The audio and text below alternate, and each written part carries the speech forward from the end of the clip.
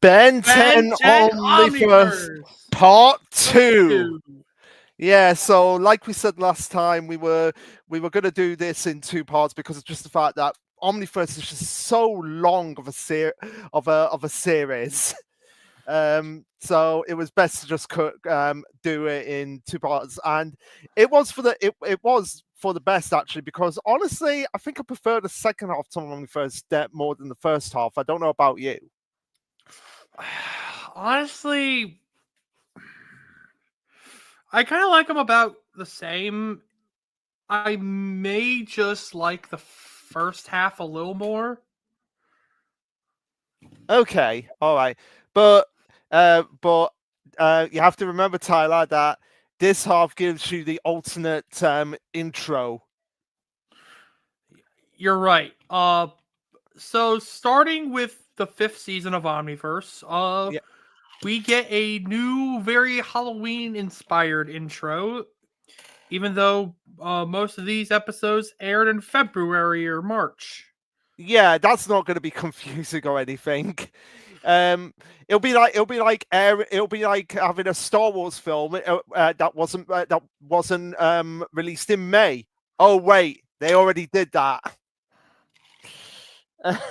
But yeah, so this whole season is appropriate for them changing because this whole season it like mostly focuses on like Halloween like horror aspects. Starting with the first episode of series 5, something some bozo this way comes, and naturally with a title like that, it's a Phil Gax episode.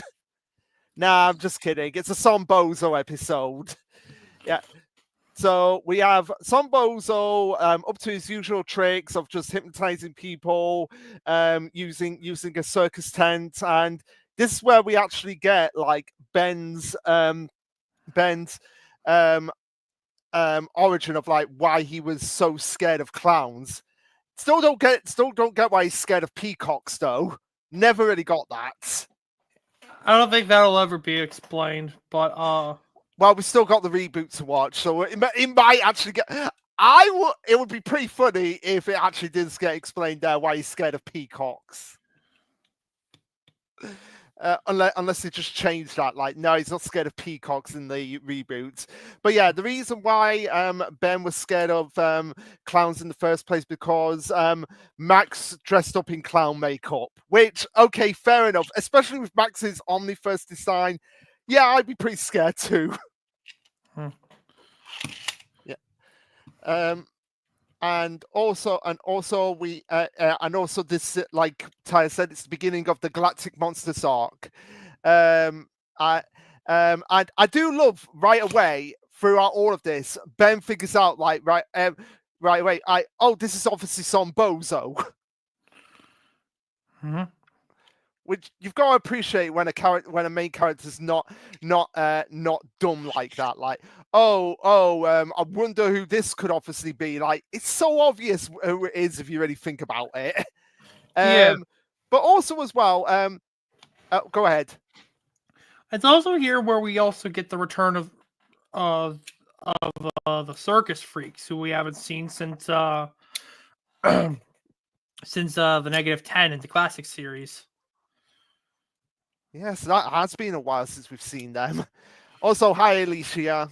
Hiya, welcome to the madness again. Last video on the classic continuity, but not the last video we're doing on Ben 10 because we're going to do the reboot as well, and we're going to give it a fair chance because everyone's like, oh, the reboot sucks, but we're going to give it a fair chance.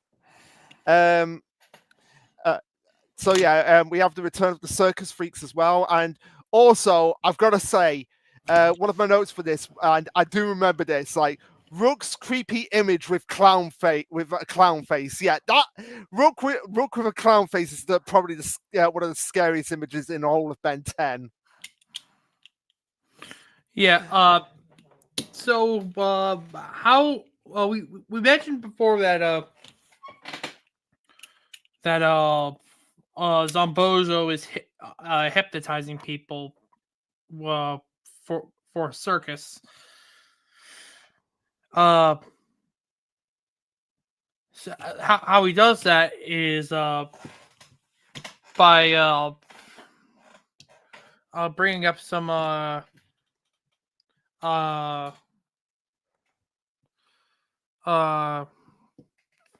those little clacking teeth things. Yeah, like like those old chattering teeth, like the that snaps onto a person, turns them into a zombie. It kind of reminds me of have you ever seen the Smurfs episode, The Purple Smurfs? No. No, all right. Well, it kind of reminded me of that because it was like that was basically that thing when the Smurfs all turned purple and turned into zombies, and it was literally the Smurf zombie episode. And the Smurfs only, nearly almost became extinct because of that. Yeah, they all got turned, and if it wasn't for a magic potion, they would have all stayed like zombies. So yeah, that's kind of like what it reminded me of. And the way Ben is able to get out of this is by using fear to conquer fear. But yeah, one thing that I really found really quite bizarre in this episode is that as we get flashbacks of Ben when he was younger, you see like okay, I do believe we get a flashback to when he was 5 years old. You see him with a t-shirt with the number 5 on it, and you're just there like thinking like, was that just a gimmick with Ben? Every time he aged up, it's like when he was born, it's like he had a 0 on his t-shirt. Then when he became 1, he had a 1 and a 2 and a 3. So was he Ben 1, Ben 2, Ben 3? Would he try to do like some sort of weird? His parents try to do some sort of weird rap with him. Maybe, yeah. And of course, by the end of the episode, some Bozo escapes because, of course, he does. Yeah.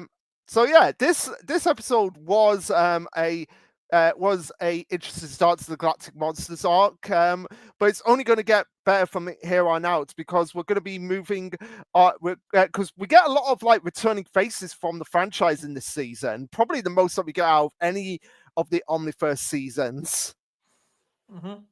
Yeah. Pretty much starting with the next episode, Mystery Incorporeal, which takes place at Gwen's university. The let me see if I get this name right. Friedkin University. No, it's pronounced Freaking University. And that name becomes so much more apparent when you realize who is actually teaching here at one point. So at this point in Gwen's university life, she's once again taking up the mantle of Lucky Girl, but combining it with also her natural powers as well, which is very interesting. Because before, her Lucky Girl outfit was just like her mask, wasn't it? Yeah. And now it feels like it's like a more like her powers, like a natural alien powers have kind of like molded into the Lucky Girl costume. Yeah. So it's a pretty good look for her, I must say. And also as well that all these titles in this season are going to be references to horror or monster themed franchises. So like with Something Somboza This Way Comes, that's obviously a reference to Something Wicked This Way Comes. And Mystery Incorporeal, that's obviously referencing Scooby-Doo, like the Scooby-Doo reference. And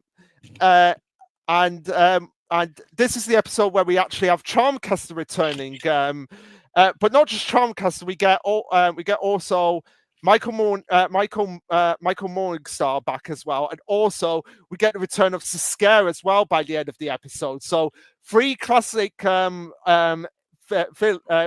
villains making a return all in one episode. And by the end of the episode, when I saw like Saskia emerging from Ledge of the Main, I was like, "Oh my god, Saskia's coming back! Saskia's coming back!" That got me really excited. Not as much as when Paradox showed up, but still pretty exciting.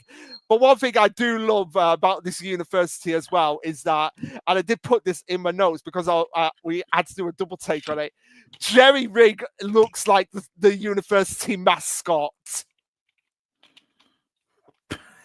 Yeah. Which honestly gives credence to a theory that that there was possibly some of jury rig species that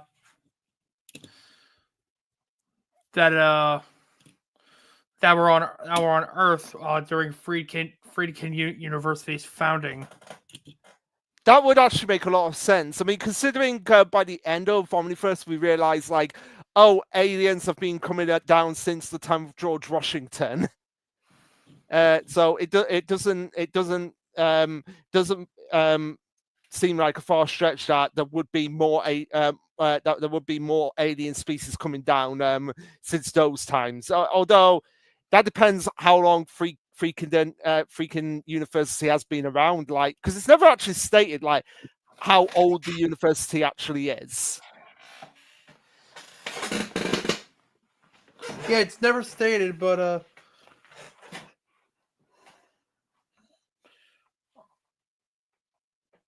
well, yeah. Oh, go. I thought you were going to say something. Oh yeah, I imagine it's been around for like a decent bit. Also, something wanting to note. One of Gwen's professors, Professor Zagliv. Oh God, Professor Sutcliffe! I was there when I first saw the design. I was like, what is this character? It's a red herring. Yeah, because you expect like just seeing that character. Oh, this character is obviously gonna be a bad guy, but no, but no, they're not. They're not. And and I believe they do eventually get involved with with another. Yeah, they do get involved with another familiar character later on. But what's very funny about this is that the character is voiced by Steve Bloom. So just seeing Steve Bloom's voice come out of this character's mouth, it's just like the most bizarre, hilariously ironic thing ever. Yeah.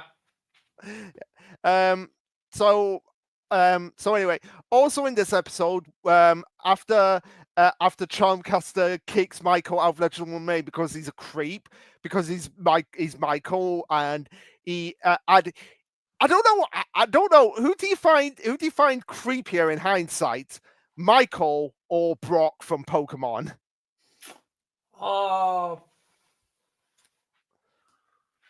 Probably Michael. Okay. I want to get this is why I want to do like a tier list on creepy, unintentionally creepy characters in fiction. Like Michael would be on there, Brock would be on there. Personally, I think there's more intention behind Michael's creepiness. Yeah, there obviously is, and by the end of the episode, Michael has been turned in. We don't realize this yet, but Michael has been turned into a totem. But when Charmcaster first comes in contact with him, I was like, wait, so is Michael dead? Later we find out he's just fine, though. Yeah, but it was something. It was something that I was like, really, this is. If that had been how Michael went out, I would have been like, holy crap, I can't believe they actually went there. Like Charmcaster straight up murdering someone. Yeah. Honestly, if this were like UAF, they probably would have gone through with killing Michael. I feel like I feel like a lot a lot of these villains would death would be like the most optimal ending for their character. Mm-hmm. Yeah, because I get the thing that happens to Charmcaster is like by the end of it, which we'll get to later on. I think is a fate worse than death if you really think about it. Yeah. Also, since we've already mentioned the scare, we also get the return of Ghost Freak. Yes. No, we got to do Ghost Freak. I think Ghost Freak might actually be one of the easiest voices to actually do because you're just gonna do it like this. So yeah, we got Ghost Freak back as well in his Omniverse debut, and I must say I do compared to his OS, his original series design and his Ultimate Alien design. I don't know, like, how would you rank the designs of Ghost Freak?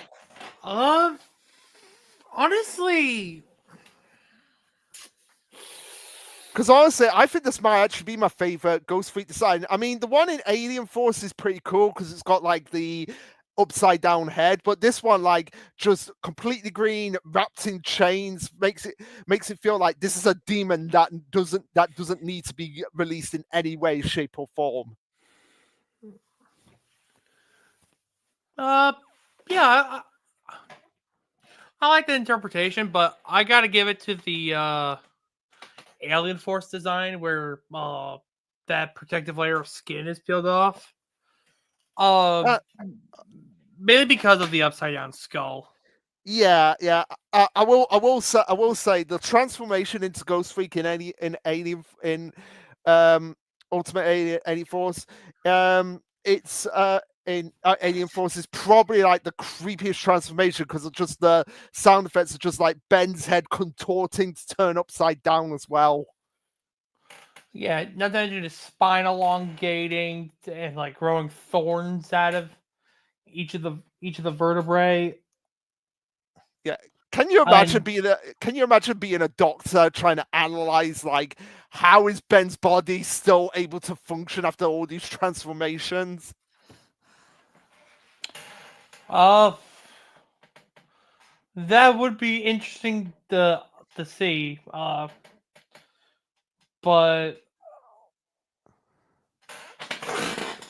I guess we can thank the alien DNA.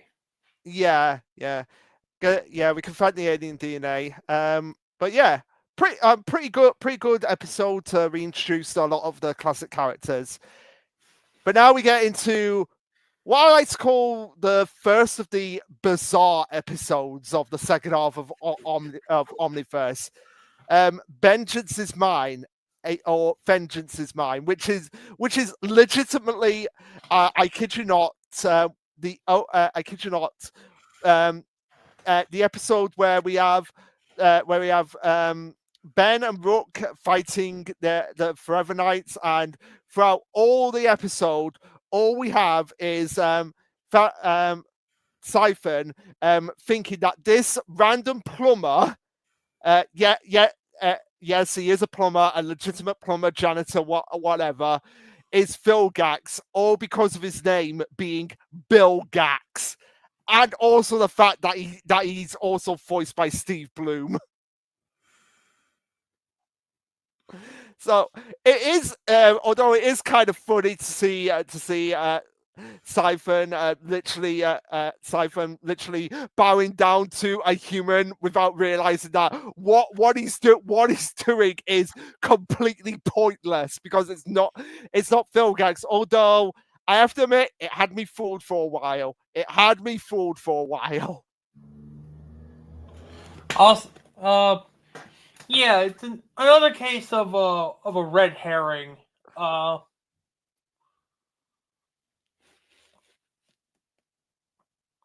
It's also in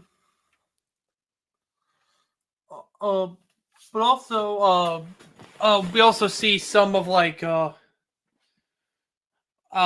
some giant squid monsters which are apparently from from a previous fight Ben had with Vilgax. Yeah. Which I don't think did we see that fight or We saw a flashback to it, right. but it never happened in the classic series. Never happened in the classic series. Okay. I think it's presumed that was 11-year-old Ben, which retroactively retcons the fact the line in Alien Force when Ben said that he hadn't seen Vilgax since he was 10. Although you could argue that because we cut off from Ben when he's 10 and just skip to when he's 50, you could argue that it's just before he turns 11.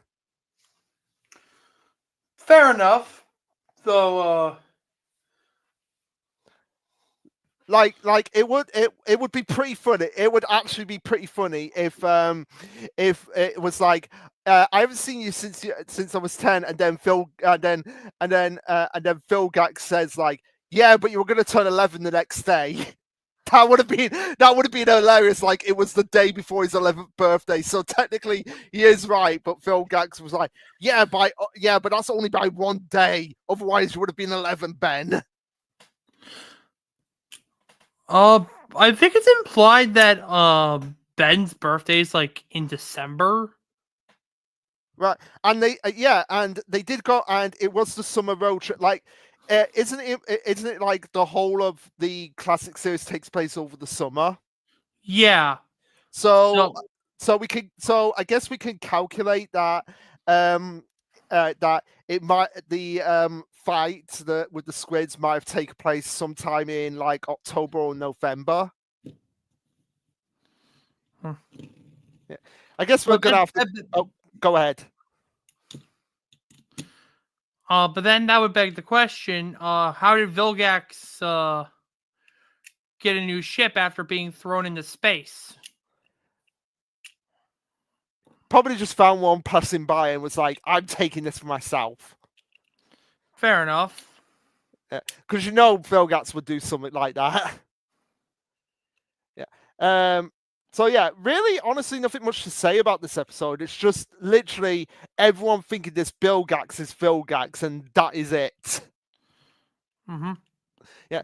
So now we move on to an American werewolf in. Oh, I'm sorry, an American Ben Wolf in London. As if the title couldn't be more obvious on it. By the way, have you seen American Werewolf in London? No, I have not. It's a pretty good film. Like the transformation in that film to the werewolf it's all done practically, and it's one of the best werewolf. I have to show you the transformation after we've done this because it is a pretty good transformation. So yeah, this is where we get the return of Kai and her granddad Wes, and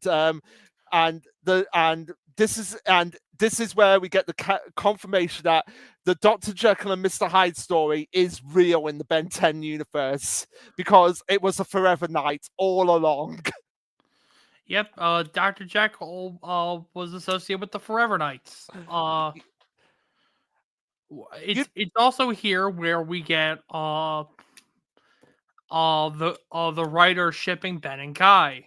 Yeah, which okay, this really should have like been spaced out a lot more over the course of Omniverse. Like, okay, if they didn't want Julie and Ben to be together, fine, fair enough.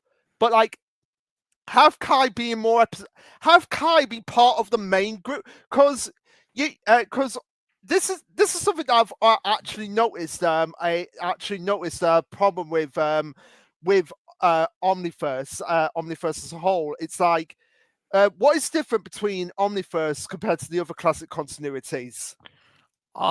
It's more lighthearted tone and focus on comedy. No, not that. Like, who was part of Ben's team in the classic in the original series? Gwen. And Gwen and Max. And then who was part of his team in Alien Force and Ultimate Alien? Gwen and Kevin. Gwen and Kevin. Yeah, but now it's just Ben and Rook, and it's like, why not add another character in there to have that, to get that trio dynamic going on, and it would have helped to like make this relationship seem a bit more believable if we had Kai as part of Ben's team here throughout the whole of Omniverse. Like, because in this episode we find out that that um Kai's grandfather was was originally a plumber and a magister at that as well. So I don't see why it wouldn't have. I don't see why they couldn't have made Kai part of the main group, following in her grandfather's footsteps, in kind of the same way that Ben did with Max. Mainly because of the fact that, according to this episode, Kai hadn't spoke to Ben ever since he was 10 years old. And that's fair. That's fair. But still, bring it back at the beginning of Omniverse and be like, "Hey Ben, it's been a while. Yeah. How have you been? How have you been, Kai? What are you doing here?" And she explains like, "Oh, I've decided to become a plumber, and your grandfather has assigned me to your team with Rook to kind of basically be the trainee of the trainee alongside Rook as well."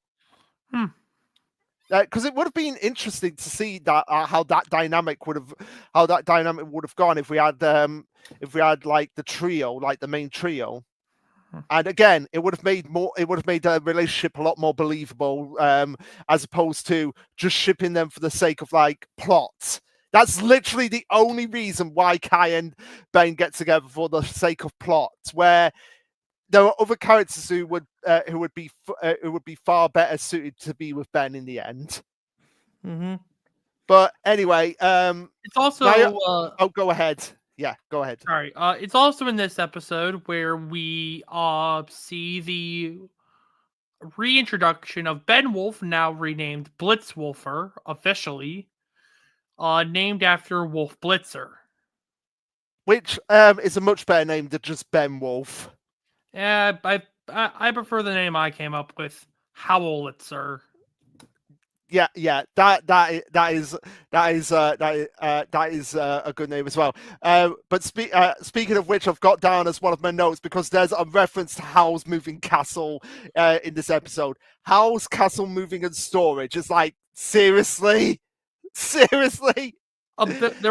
There's also a TARDIS police box as well. Yes, there's a TARDIS police box, and there's a weeping angel. There's a weeping angel in this episode as well. So it's like they were. I imagine that they thought, like, they were thinking like, okay, they're going to London.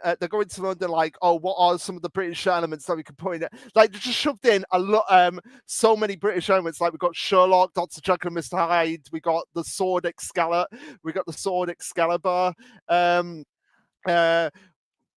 Because of the sword in stone.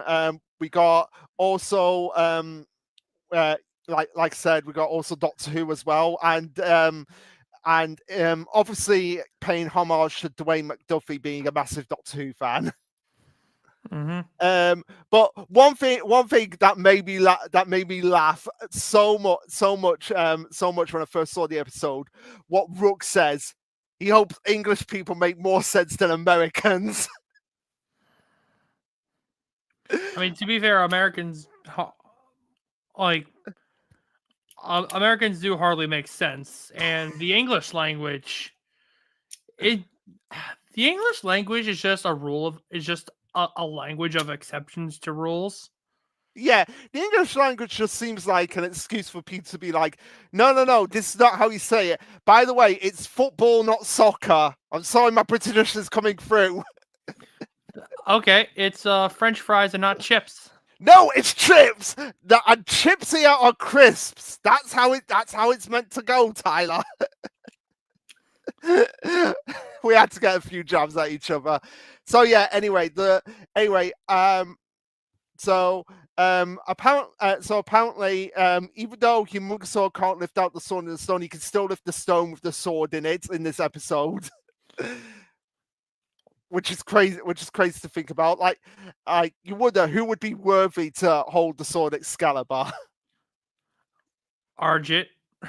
No! No!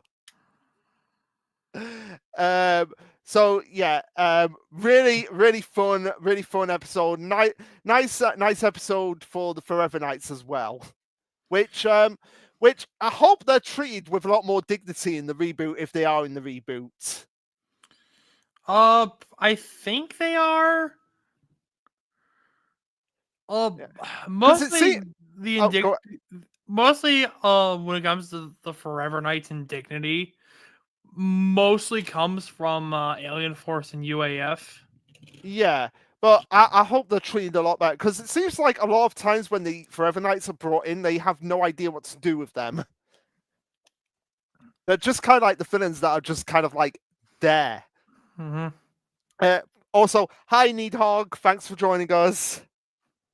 So yeah, really fun episode. Got a lot of references to British culture here, especially one that I have to bring up about when Ben mistakes that when Ben makes the most obvious mistake ever about Big Ben when it's like when Ben's like, oh yeah, we're gonna attack Big Ben, and it's like the clock tower, and it's like the clock tower, and Rook has to correct him. It's like, nope, it's actually the bell. It's the bell is called Big Ben, not the tower. So I love that because a lot of people do make that mistake. So anyway, yeah. Now we've got animal crackers. And he does go crackers in this episode, so the title is appropriate for Animo. Yeah. In this episode, we see, shockingly enough, ironically enough, this is the present Dr. Animo's last episode of the Prime continuity, and in this episode, he meets his future counterpart. Which I've got to say, purple. I never expected that to be a pretty intimidating look for Animal, but here we go. I don't know what it is, but purple always seems to be like one of those intimidating colors. I think it just might be because of the fact that one of Animal's eyes in his future self is kind of like missing. So it's kind of like you got this weird, bizarre effect of one being covered up and then the other one just being like having the squint to it, which makes him look a little bit more intimidating. Yeah.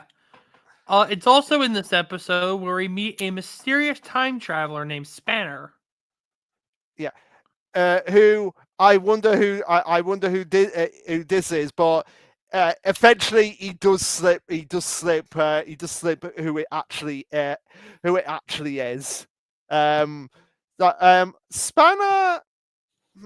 I don't know how I feel about him. I mean, he's cool. He is cool. He is cool, and he has some and he has a pretty cool design. But I just think, I feel like it's the problem a lot of like characters that come from the future have. It's like, you can't really do much with them because of the fact like, oh, if you do, then that's just going to create plot holes about like why are they even in this situation in the first place. But at the same time, like it is some like pretty blank slates, and Spanner is a pretty blank slate character. Especially for who he ends up being. Yeah, so he's a little bit disappointed on my part, but also in this episode we get since the first series we get Lieutenant Steele back. Yeah, he comes back for like 3 seconds. 3 seconds, yeah. So it's just like, I'm making a glorified cameo here. Did you miss me? Oh yeah, you exist. Ooh.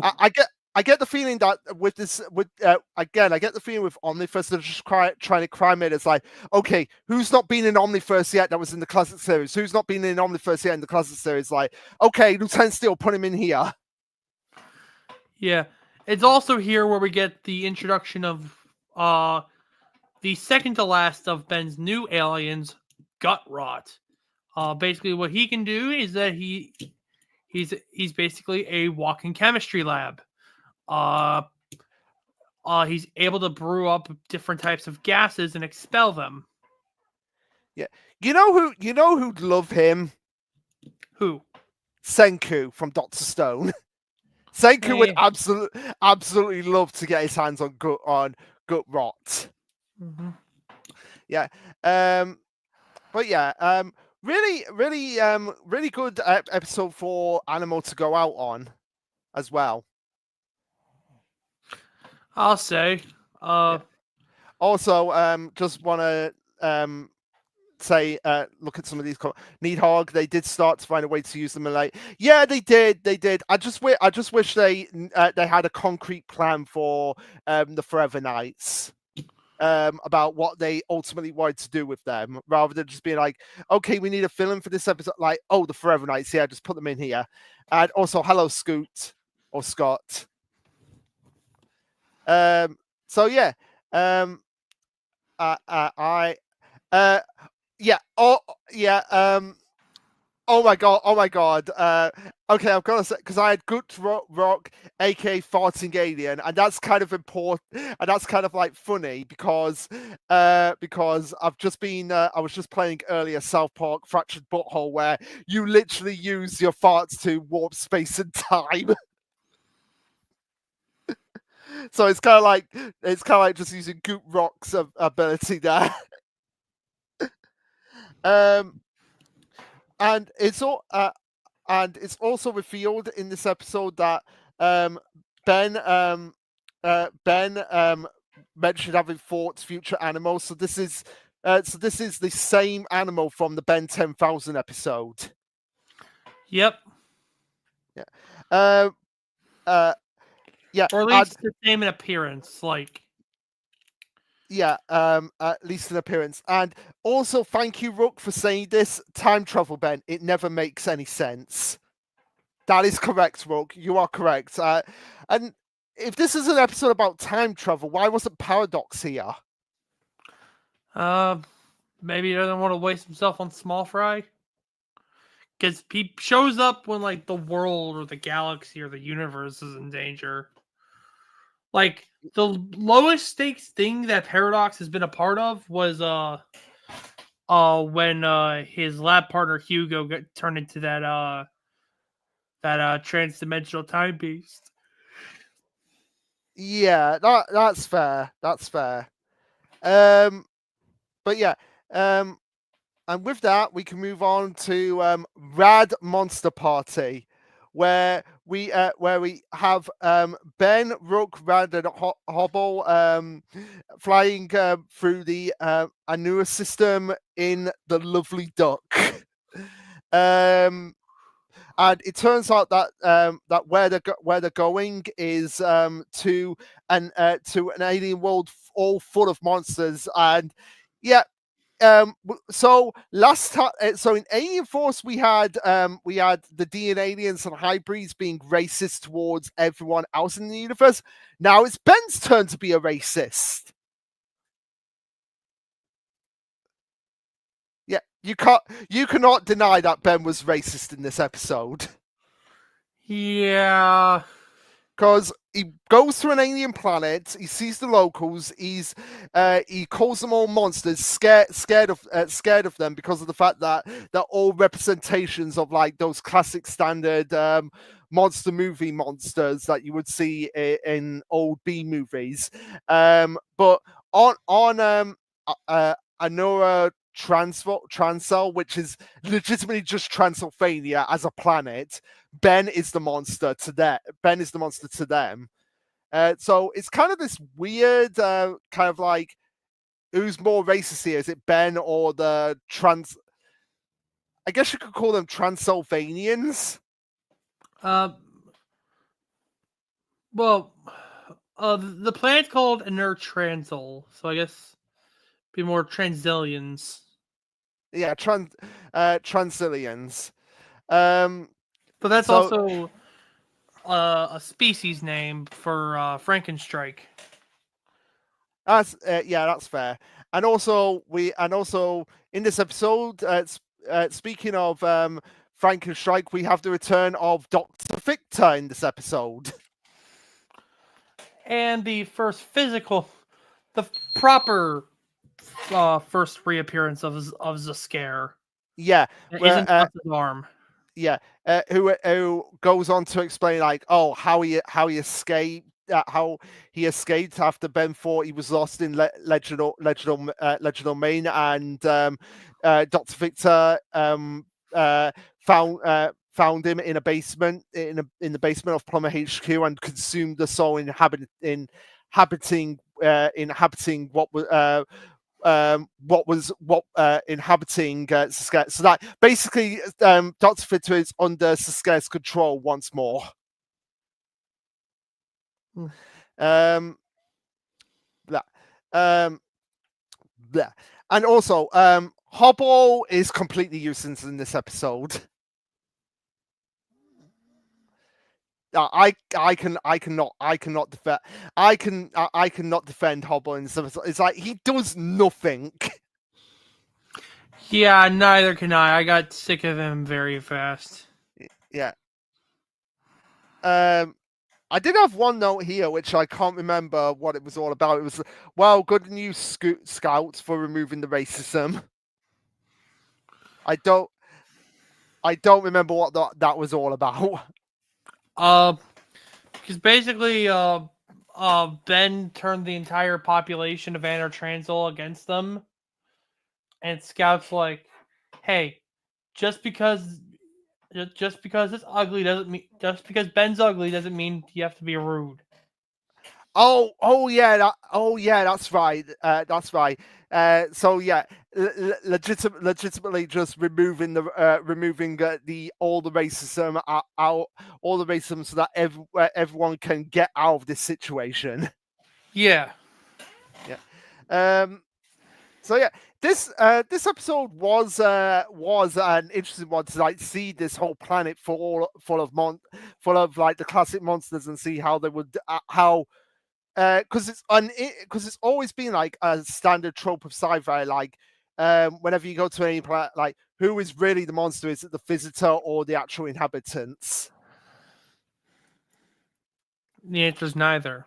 And it's neither. It really is neither. So yeah, with that we have Charmed, I'm sure, where we have Charmcaster meeting Sasuke, and Sasuke actually having the Alpha Ruin, and we also have in this episode Ben dealing with the worst battle he has ever fought in his life. A pimple. You cannot fight the pimples. The pimples will consume you. It's also here where, similar to how Ben had trouble transforming into aliens that were Ghost Freak and Mystery Incorporeal, he is having trouble transforming into anything except for Swamp Fire. Yeah. Also, a quick aside, I think Charmcaster's design here in Omniverse is her best. Oh, absolutely her best design. Because her original design, well, classic. I don't know. There was I don't know what it was. I don't know what it is that just makes it. It might just be like the fact that the fact that the black on the dark pink. Black is a great contrast for the dark pink that she has. Mm-hmm. Yeah. And in Alien Force and Ultimate Alien, they made her look like Scarlet Witch. Oh, absolutely, make her like Scarlet Witch. So yeah, I do believe that we have Charmcaster actually teaming up with Ben in this episode, like, because that's something that Charmcaster has done before, like a common enemy. They'll team up together, and I don't know. Do you which do you prefer? Which side of Charmcaster do you prefer? Do you prefer like the natural? I'm gonna be evil. I'm gonna be evil. Conquering type, or the one that's more neutral, like if you get in my way, I'm gonna fight you, but at the same time, if you need my help, I'll help you out when the situation calls for it. Definitely the more neutral one. Yeah, yeah. So it is always nice to see where that when Charmcaster actually just team up with them, because I generally believe like if Charmcaster was in different circumstances, she could have actually been like a really powerful ally to the group. Yeah. Hmm. But anyway, there is a reason why Ben is only being able to transform into Swampfire in this episode, is because Swampfire gets his Blossom form in this episode. I do believe that's the name of it, isn't it? What? Swampfire's it's his Blossom form. Yeah. Also a bit of a controversial one because a lot of people don't like the Blossom formed. What do you think of it personally? And I think it's all right. Just doesn't scream swamp fire to me. Yeah, I can kind of see where you're coming from here, because it looks more like he's put on a trench coat, if anything. Whereas the original design of Swampfire feels more like the vines are naturally naturally form part of his body. Mm-hmm. Yeah. So yeah, that's something I will agree with people who say they don't like this design of Swampfire. But by the end of the episode, Charmcaster is back in Legend Domain when she does reveal that she has imprisoned Michael as the Tom, as well as Agra. How do you pronounce this guy's name? Adwecha. Agwaja. Yeah. So yeah, and throughout most of her poses from now on, she's going to be It's going to be appearing like she's talking to herself, but in actuality, like no, she's talking to the totem versions of whoever she has in prison as the totems. So anyway, with episode 8 of series 5, we have The Vampire Strikes Back. No connection to The Empire Strikes Back, I'm sure. But this is where we have a new villain in the form of Lord Transfall, who is who at this point is basically the ruler of the planet Anor Transfall, and have him teaming up with Sasuke. And I do believe that this is the final defeat in the classic series for Sasuke.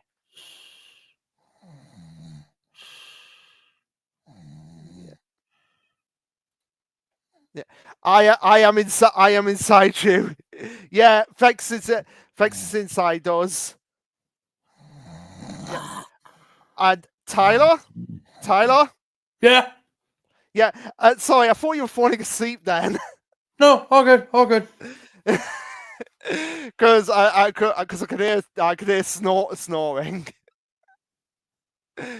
Oh god.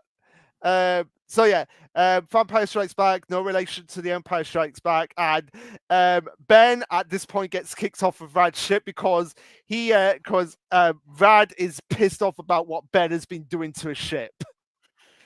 Yeah, not to mention the fact that he was the reason for the destruction of a crucial part Rad needed for the ship. The fact that he trusted Charmcaster to begin with, and the fact that he turned the entire population against them twice. Yeah, yeah, but also we have Ben's last transformation, I believe, of the original concept, like his last new transformation. Yep, Of the this original is final new transformation of of the Prime continuity. Vampire, the Vladat. Wait, for his final new alien, I do like it. I do like it. It's got that very vampiric design about it, and green with black is always a nice color contrast. So yeah, by the end of the episode, with the help of Atomic, Ben is finally able to once for all defeat the scare. So so pretty good way for Sasuke to go out in a season that really heavily focused on him. And this honestly should have been the finale of season 5. I don't know about you, but I really do believe that this could have been the finale. And I do believe this is actually intended to be the true finale of season 5, considering with the next 2 episodes they feel completely out of place with this season. Fair enough, but that's mostly due to the fact that they are episodes 199 to 200. That's fair. Right. But now we get into what is probably the best season finale of all of Omniverse. Yep. And then there was none, and then there was Ben. Yeah, which I have a lot of notes here for these 2 episodes. So anyway, we my question was, why is I think the airing order kind of I can understand why they put this as the airing order. Like, this would have been a pretty effective opening for season 6 if it actually went there. But things are going strange here. We have Ben playing soccer and Ben not knowing who Kevin is and not having the Omnitrix, which leads us to very quickly realize that, oh, this is an alternate reality where Ben doesn't have the Omnitrix and Gwen doesn't go to college. But the most crazy thing about this is that I cannot wrap my head around about how this is possible. JT and Crash are friends with Ben. Like, that's not true. That's impossible. Search your feelings. I don't know. Maybe it to be true. Oh, go ahead. It was stated that JT and Ben were friends. At a young age. Maybe where, and like, JT stopped hanging out with Ben when he started hanging out with Cash. So maybe, I don't know, JT invited Cash to hang out with Ben? Yeah, possibly. So, yeah, like I said, this is an alternative reality where Ben doesn't have the Omnitrix, and it's known as the No Watch timeline. But this is where we have many different Bens showing up. So we have Evil Ben and Ghost Freak. We have Nega Ben. We have Albedo. We have Ben Sara, and this is where we get the return of Paradox again. So yeah, this is a threat worthy of Paradox, because Paradox explains that all the branches of the Ben's timelines are being kidnapped. Yep. Yeah, go ahead if you want to say something. It's also here where Paradox brings in an army of his own Bens. We have Ben Prime, Ben 23, Gwen 10, and the return of Ben 10 of a brand new Ben 10,000. This time equipped with the Bi-Omnitrix. Basically, with this device, he's able to fuse his aliens together. We see Formungosaur, a combination of forearms and Humongosaur, and Atomic X, a fusion of Atomics and Alien X. Which is pretty crazy to think that I'm surprised that concept has it's taken this long to get to that concept of like, hey, can you actually fuse the aliens together?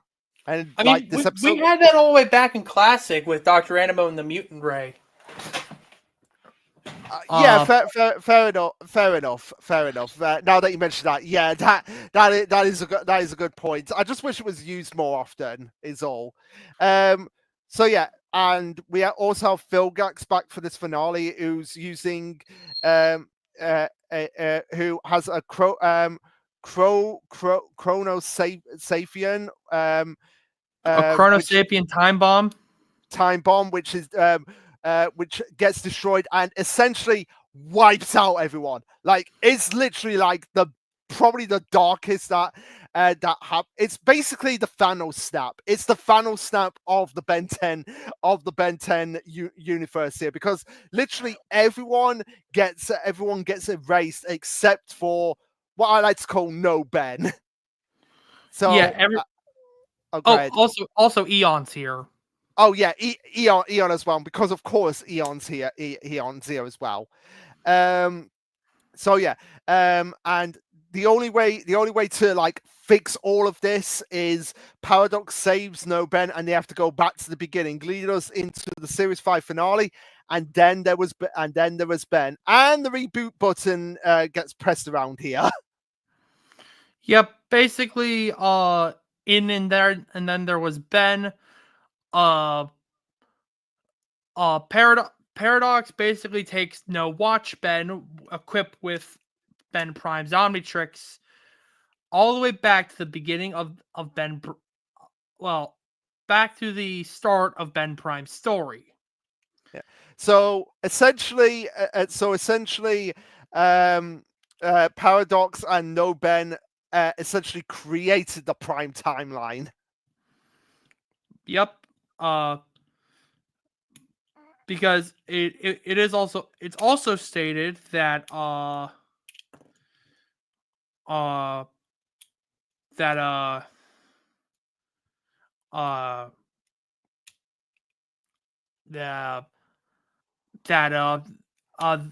Ben Prime's timeline is sort of like a template that all other timelines kind of branch off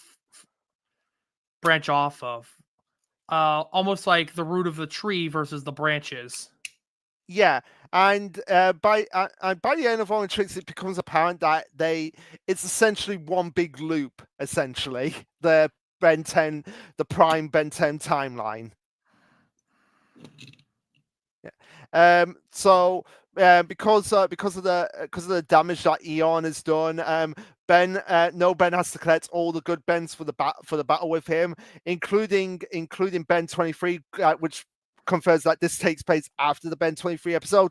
And by the way, still Ben 23, the names you give for the aliens still suck. They still suck even after all this time. But one note I had here: Argit doesn't deserve an Omnitrix. Why do you think they didn't take him? Yeah, which is good. Which is good. It's good that they did take him, but just seeing Argit with the Omnitrix, like that just feels so wrong, Tyler. It feels so wrong because of who Argit actually is. Like no, I do not want to imagine like the awful fan art of like Argit transforming into Upgrade. Like if someone, now that I've said that, someone's probably drawn it at some point. So yeah, Clockwork's used here to reverse the damage that Phil Gax did, and this is where we get a pretty intense fight between all the Bens and Phil Gax. Before we wrap it up with the phrase, "So many ways to tell a story." Well, yes, there are, except the one with Argit as with the Omnitrix. There's no way you can tell that story. That story needs to be buried and forgotten. Mm-hmm. But yeah, overall, this was a solid two-parter. We got a lot of bends. It was pretty intense. Like when the end of and then there were none came about, I was like, oh, holy crap! How are they going to get out of this one? So yeah, overall, series 5 might actually be my favorite series of Omniverse. Honestly, I kind of wish we spent more time on Anna Transl. Yeah, that's really the only problem. For a series called Galactic Monsters, we didn't really. Now that I think about it in hindsight, we didn't really get a lot of Galactic Monsters if you really think about it. Yeah.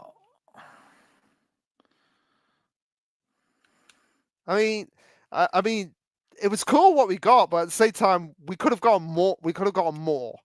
But I suppose that's I suppose that's some.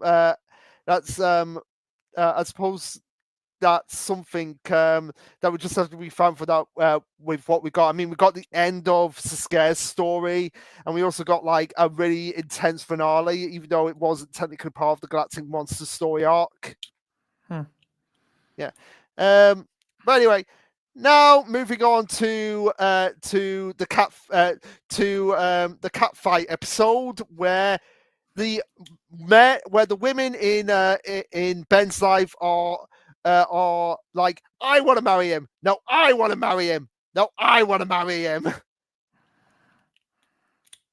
And Ben in this episode is on a double date with Rook and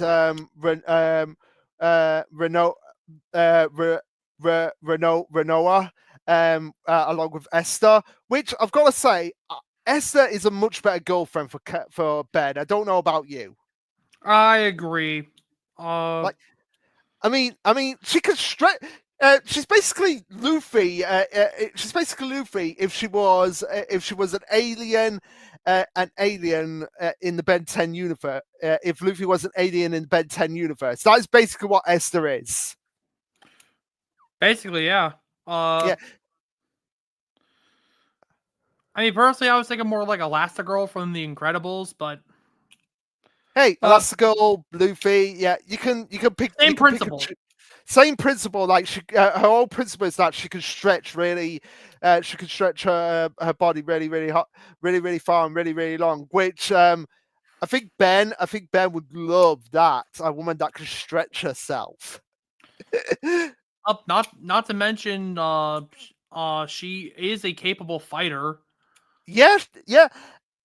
Again, leading back to one of my things, like we needed that trio. We needed that trio dynamic to kind of have people bounce, to kind of have more people bounce off each other as opposed to just being Ben and Rook. Now, Rook is a great character, not dissing Rook, but we need. I feel like we needed someone else. We needed like that added teammate. So yeah, the whole point of this episode is that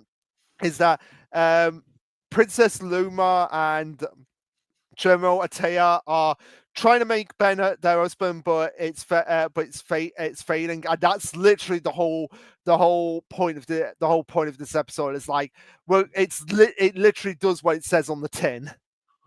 Also, the cat lady Nancy Chan is here. Yeah, who gets control of Raph because get it? Raph's a cat. She can control cats. Yeah. And a remote control gets made for the Omnitrix. Allowing basically allowing the toggle through Ben's transformations. Yeah, and that was pretty cool. That was pretty cool to see. But at the end of the day, this was not one of the better episodes. I agree. Yeah. The only thing that's worthwhile about it is the fact that Ben should have ended up with Esther.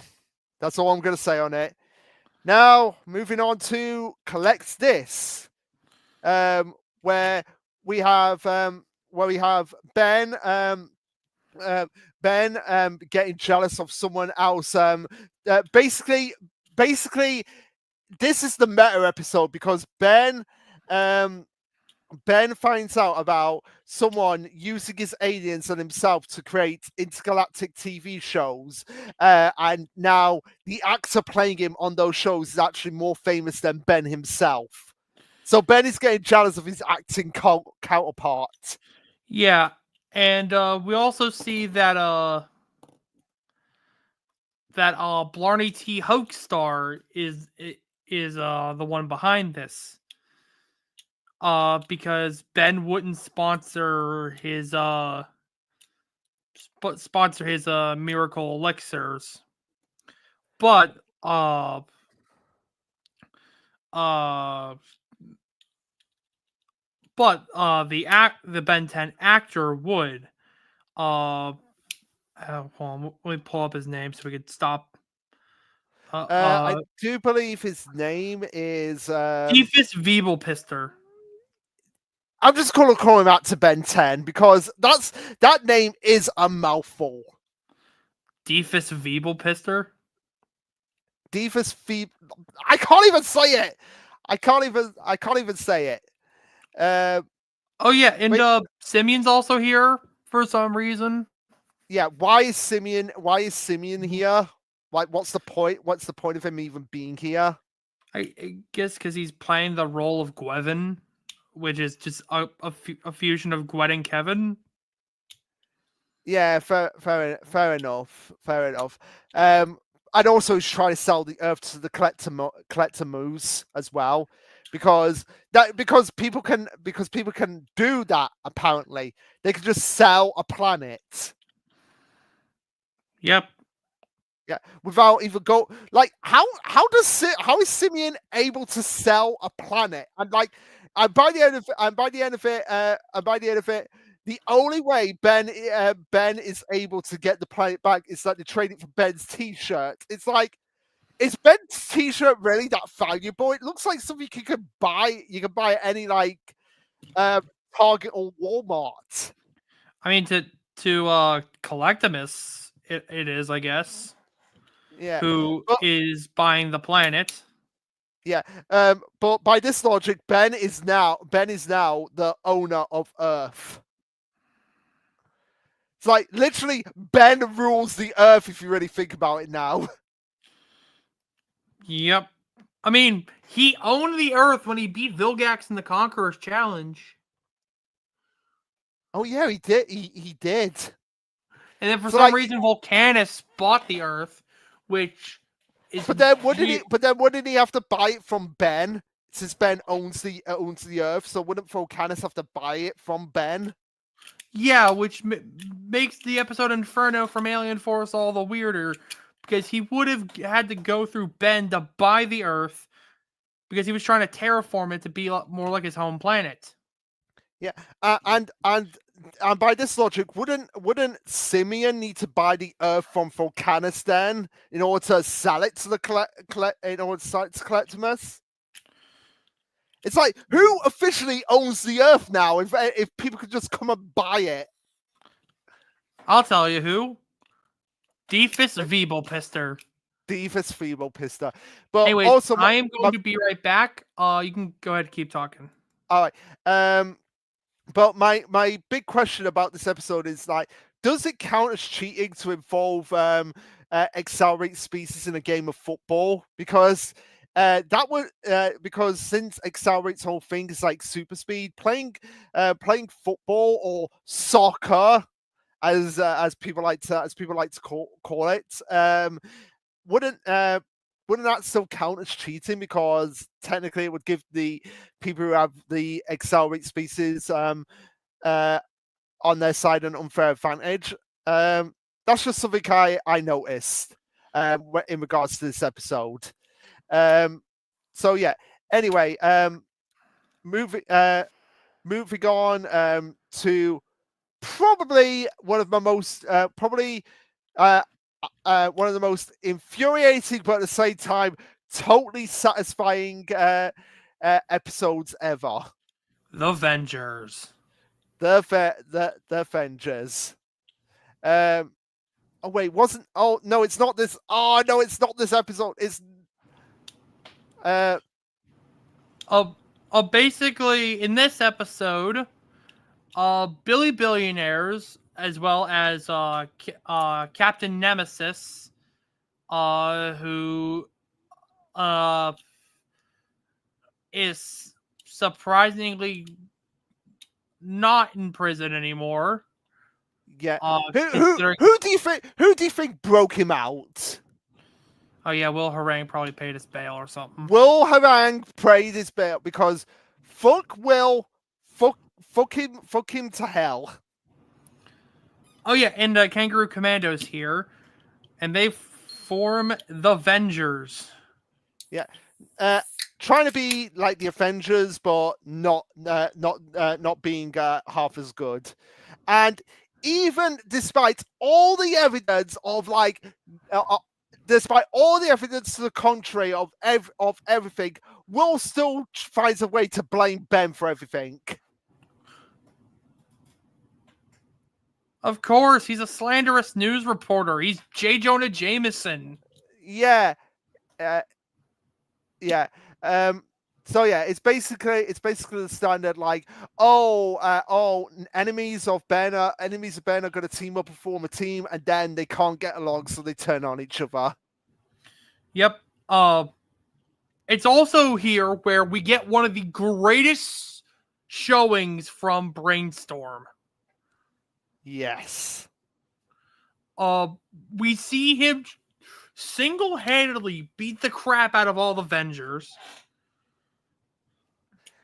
Yeah, and and after Brainstorm is transformed back into normal, Ben tells Benny that he quits as a hero and throws his hoodie into the garbage, like he's doing, "I'm Spider-Man, no more."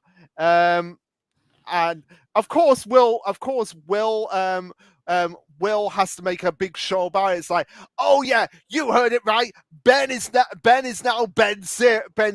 You gotta praise the Avengers all the time. But Rook tells Ben that he hopes he knows what he's doing, and of course this is all a ploy because Ben's using this as a way to show them like, okay, if you guys want to be the hero, you do it and see how you like it. And of course they don't like it because they don't get along with each other. Despite wanting to be a team, they don't get along with each other, and they all agree like, oh, we're terrible as superheroes, so we're going to be super villains instead. Yep, and Ben said that while he was a Brainstorm, he basically knew that they were all going to turn on each other, and the Avengers would disintegrate. Yeah. Yeah, and of course, Rook has to be more awesome than ever and just shoot a web at Will to be like, you stay out of this. So yeah, this was an infuriating but pretty satisfying episode that gets concluded by the end. Yep. And now you've got to cough it up. You got to cough it up, Tyler. Because that's the name of the next episode. Cough, cough. Yeah, of course. So, and of course, who has to be involved in this episode? But Argent. Okay, I'll give Argent his dues here. He can have the spotlight for 5 minutes. I mean, to be fair, there's also we also get the return of Jimmy Jones. Yeah, Jimmy Jones. So that kind of like bumps it up a little bit here. So yeah, Argent acquires a handful of technoid robots as henchmen that essentially give him protection, and they can't be bribed or killed. So it makes Argent inaccessible by people so basically Argent cannot be touched by people he's pissed off, essentially. Yeah. It's also in this episode where Ben and Rook start theorizing whether or not Jimmy is actually Spanner. Which, I would have actually preferred that. I would have actually preferred that if Jimmy was actually Spanner. Like, because that would have made so much sense for Jimmy because of the fact that he's been in contact with these alien creatures for some time now. Like, because he knows about Ben, he knows about all the aliens. He probably came in contact with with an alien who, I don't know, was dying and passed on its powers to Jimmy, allowing him to transform in basically have its own version of the Omnitrix, but it was only for one transformation. That alien species, which Getting the looks call. like. Which looks like Spanner, which looks like how Spanner looks like. That would have made it so much more interesting if Spanner was an alien species that died and passed those powers to Jimmy. I would have actually preferred that because it would have given Jimmy a lot more screen time and actually made him more involved in the plot. Because I do like Jimmy and he admires Ben, and it would make so much more sense. It would make so much sense for his character to actually have something like that happen to him. But no, we don't get that for some reason. Well, I do know the reason why they do it, but at the same time, they at the same time, it would have been interesting, especially because throughout this episode they play it up so much that because Spanner and Jimmy are never are never in the are never in the same location in this episode. And also, we find out that Siphon is running a bar, and bounty hunters are hunting Argent, which is why he needs the techno drones. And and by the end of the episode, he tells the bounty hunters that they're banned from Undertown, and the citizens of Undertown start worshipping Argent. Argent finally Argent doesn't deserve a win. Argent doesn't deserve a win. He doesn't deserve. He really does not deserve a win. So, but yeah, Ben wants answers about what Jimmy is actually going on here, but Jimmy is like, no, I'm gonna go try and interview Argit. So there you go, Argit. You got your spotlight for a few minutes. Be very proud. Be very proud because that's more than what you should be getting out of me, considering I'm not the biggest fan of your character. And if anyone wants to know what I have with Argit, it's like he's no, it's just like he's a scumbag that just has the most punchable face ever, even more punchable than some of the characters that we've seen in Power Rangers. And yes, he has an even more punchable face than Phineas Vex from Mystic Force. I'm sorry, but he does. So yeah. Anyway, now moving on to the rooters of all evil. Now, with this episode, I feel like that this is an episode that just scream that just screams like it doesn't really need to be here. This really doesn't need to be here because this because I feel like this this is the this kind of like is a bit of a controversial episode because of what happened and what gets explained here. It turns out that Kevin's powers when oh no, we already had this controversial didn't we have this episode about the reveal of trying to remember, like it is revealed oh no, yeah, okay, yeah, this is the episode that is probably like the most controversial episode. Kevin reveals in this episode that because that the leader of the Rooters, which turns out to be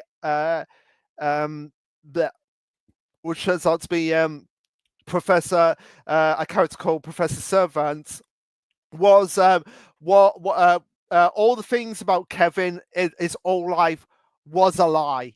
Like this was something that was very controversial, and yeah, I can understand why it is, because to take that backstory for Kevin about with his dad Devon 11 and meeting Max and being and being the partner of Devon, just to throw that out. Like, no, that's false memory by Protector Servatant. No, it was a false memory, and Devon technically does not exist. Yeah, and Kevin is not an alien, but just a human with unique genetic components in their DNA that gives them unique abilities. And this is the same, I do believe, for it's all the Alagamar kids. So like Helen, Manny, Piers, Alan, and yeah. I really don't like that. I can agree that this is just like a big fu to their characters, to these characters that we've known for so many years, to just throw out and say, no, no, it was all a lie. It was all a lie. I mean, maybe if it was brought up a bit more, it could have been a very effective plot twist. But the fact that it just seems to come right the hell out of nowhere, just for the sake of being a twist, just for the sake of a twist, that's kind of what's disappointing about it for me. Yeah, and I'm not a fan. I'm not a fan of everything that happened, like the retconning of Devon and the plumber kids and Max, essentially, because we've had a time to get to know these characters, and just to say that it was all a lie. It's like, what else is a lie? What else is a lie? So yeah, anyway, I'll wait on. We'll wait on. We'll see what Tyler has to say about the roots of all evil when he gets back. But for now, we're going on to Bluken and Drebo go to Area 51, and as characters, Bluken and Drebo, I do like them. I do like seeing them every now and again. They're not they're not like Argits, where they're like where every time they show up, just like, oh, go away. They're quite pleasant. They just do their job. They're the comic relief, and some of their episodes are actually pretty enjoyable. And this one is one of them. So it starts off with Thunderpig battling two plumbers in Plumber HQ, and after he escapes his cell, Ben is asking everyone, "Hey, why he says his name all the time?" Which is pretty ironic of Ben to actually say, um, considering um, uh, considering Ben throughout the whole of Alien Force always said the names of the aliens that he transformed into. So it's kind of ironic that Ben asking that question, and Fruit the Pig is becoming a walking meme with his tired old saying of just like, "You ate my father." um, so also as well, we get introduced to a new Galvin plumber called Lufley, which basically becomes the love interest of both Drebo and Bluken, until later on when she finally decides to pick one of the two.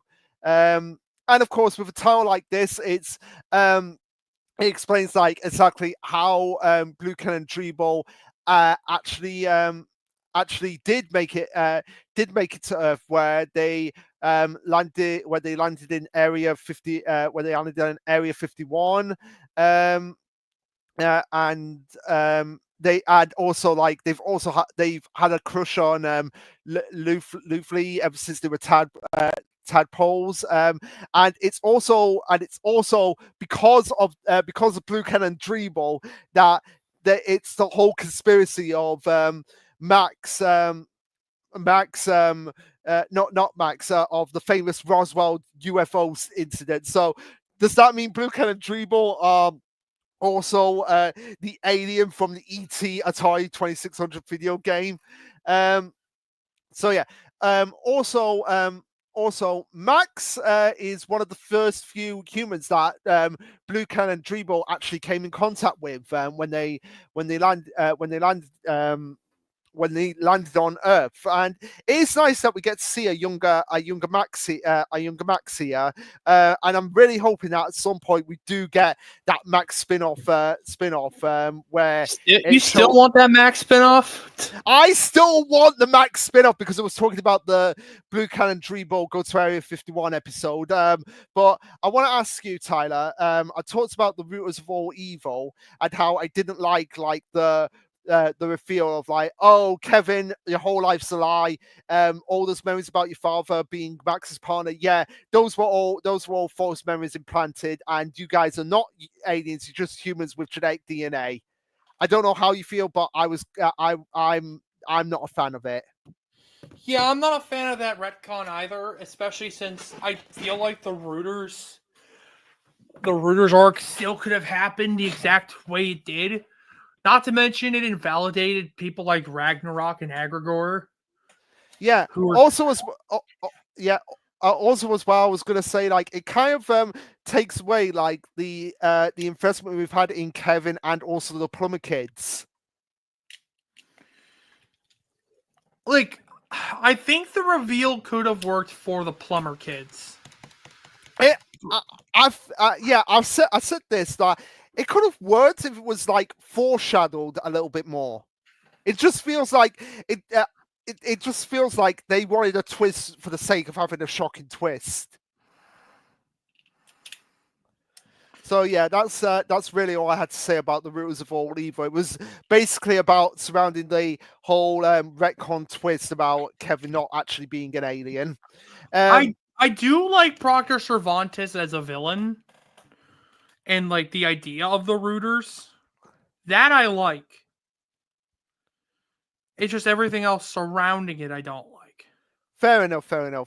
But yeah, I was talking about, then I got on to talking about Blue Cannon Dreamboat going to Area 51 and saying like it was nice that we got to see younger Max and how he is one of the first humans to actually come in contact with the Galvan species. Yeah. Yeah. Which again, I mean, who doesn't want a Max spin-off? Who doesn't want a Max spin-off like with him in his younger days, like finding out how he finding out like his old journey to becoming a plumber. Eventually, and I know exactly how it would end, how the Max spin-off would end. I've got it pictured in my head. The final scene is of him with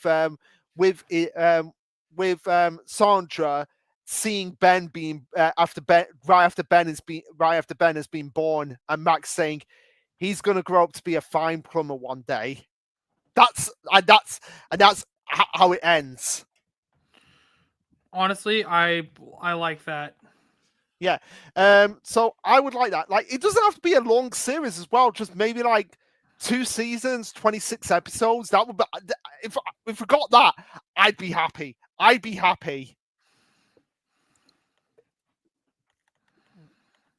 But yeah. So anyway, what did you think of the Blue Cannon Dreamboat Go to Area 51 episode? It was a good episode. Kind of similar to their escapades when they went to Mr. Smoothie. Mm-hmm. Yeah, I did say that. As opposed to Argent, these guys are very pleasant to see every once in a while, and most of their episodes are enjoyable episodes. But speaking of characters that we haven't seen in a little bit of time since season 3 of Omniverse, we get into No Honor Among Bros, where we have the return of Fish Tricks. Yep. And Rook gets fish. And it's in this episode where Rook becomes a dude, bro. He becomes a dude, bro. because it's literally the fighting tournament episode. That is literally the whole episode. Hmm? Yeah. And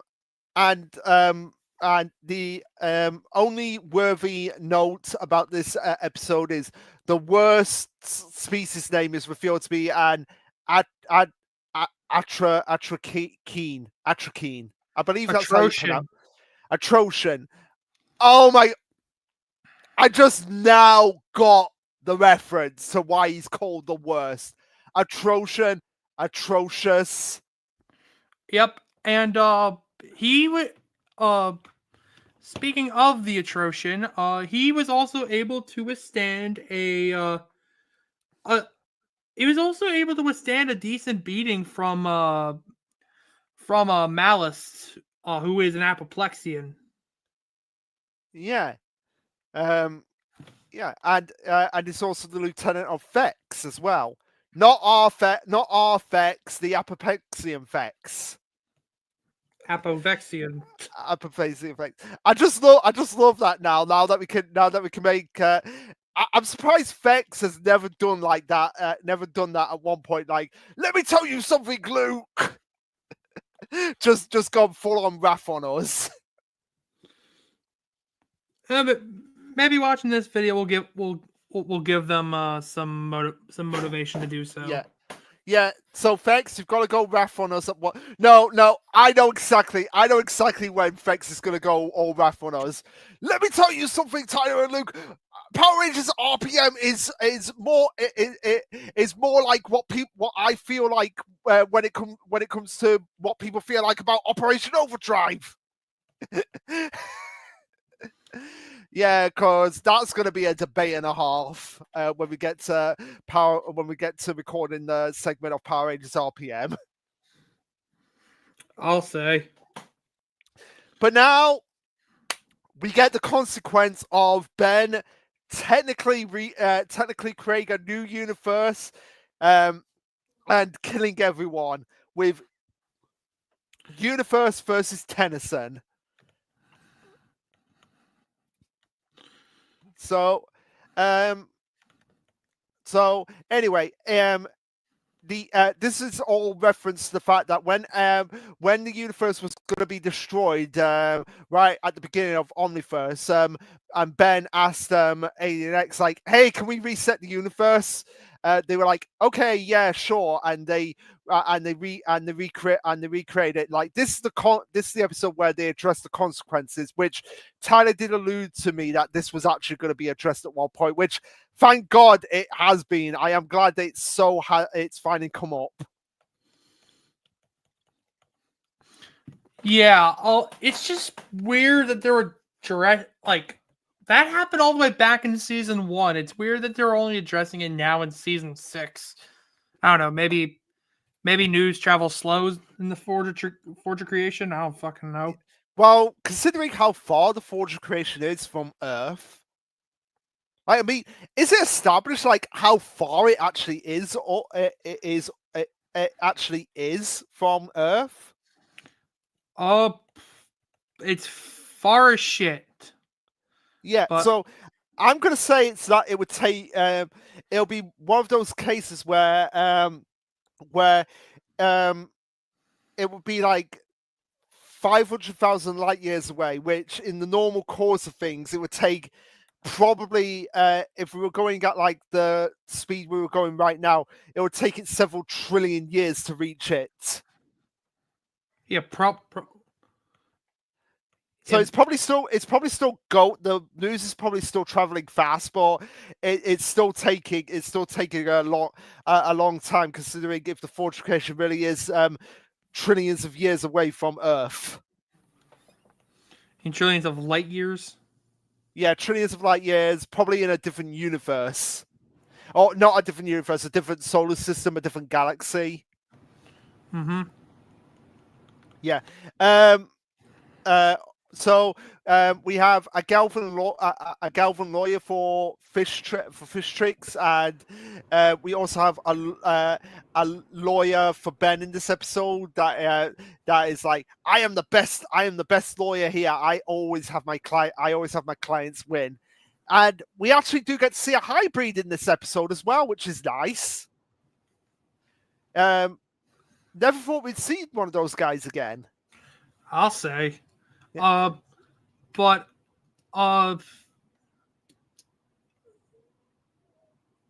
even though Ben gets found guilty, Chad Smith has Chad Smith, who is the lawyer of the character of the episode, invoke the Tetraman Trial of Combat. So so basically, Ben has to fight against a character called Starbreed in his Alien X form. Yep, he has to fight the Celestial Gladiator. Yeah. And by the end of the episode, it's not Ben that's found guilty of unauthorized alteration of the universe. It's actually Serena and Bellicus that actually found guilty of the crime, which makes sense considering they're the ones who have to like agree. We agree. We have to be in unison, a unanimous vote. It's like Ben really can't. If you really think about it, and I feel like this is why people call Alien X a disappointment. It's like, if it's Ben on his own, he really cannot do anything with Alien X, except for in this episode where he, for all intents and purposes, gets the keys to Alien X. As Serena and Bellicus just, I don't know, go off into some corner of Ben's mind and argue. Yeah.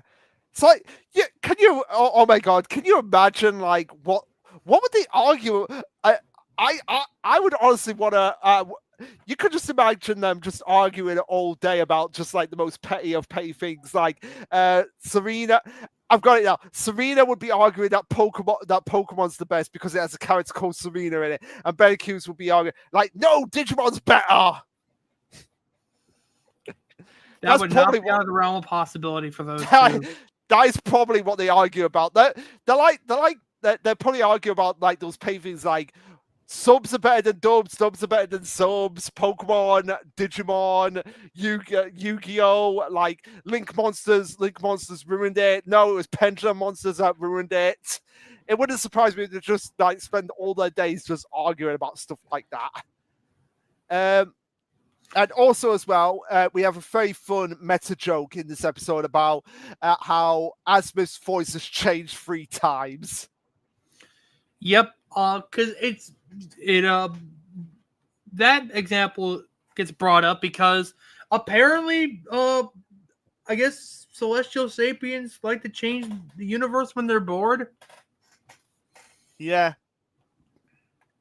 they do.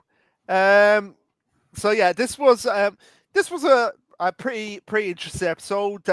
Nice to see that Ben's actions actually have legitimate consequences. That he has to like sometimes, hey, yeah, maybe you should be addressing these sort of things that you're doing, Ben. Mm-hmm. Yeah.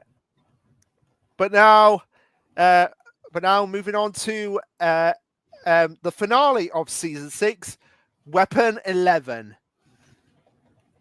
Which concludes the setup storyline of the Rooters by turning the plumber.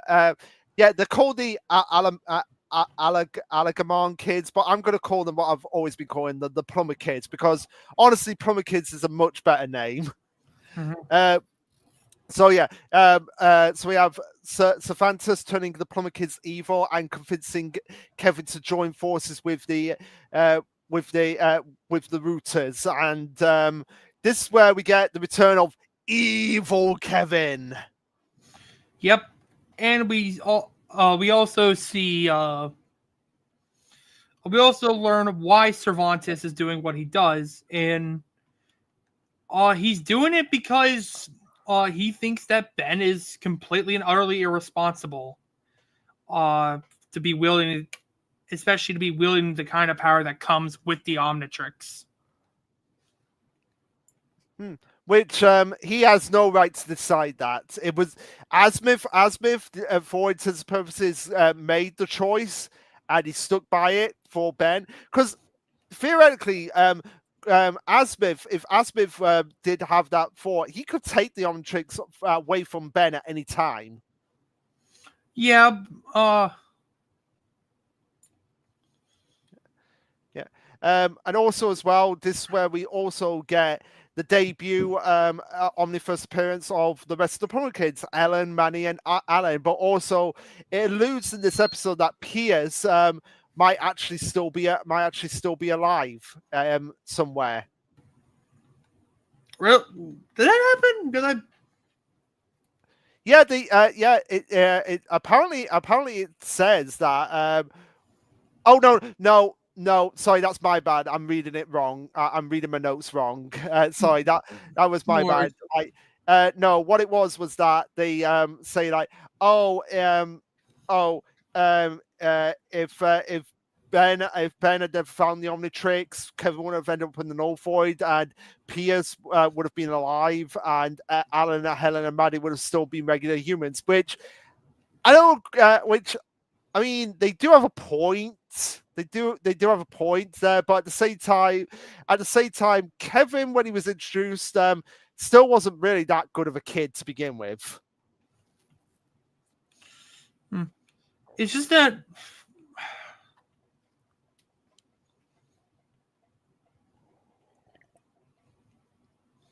I know like he burned down their house, but like I can't imagine like he'd have. Well, for an 11-year-old, he had a lot of control over his powers, but I don't know. Maybe the house burning down was an accident. Maybe.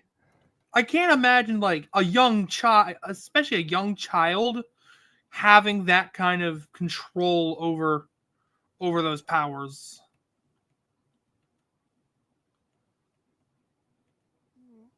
Yeah. Yeah.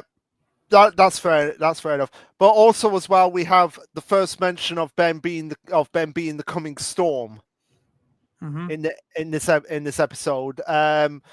And this leads us rightfully into part two of Weapon X. Overall, I feel like this is a solid two-parter. Two-part. The root of storyline, well controversial. I'm glad it didn't stick around all that much. Yeah, but I feel like this is an example of one of the storylines that could have been cut to make way for more episodes focusing on Ben and Kai's relationship. Like, because then you wouldn't have had the controversial retcon, and you could have still been like, and you could have still had moments like, oh yeah, this actually does make sense now why Kai and Ben end up together. But I digress. With the second part, we have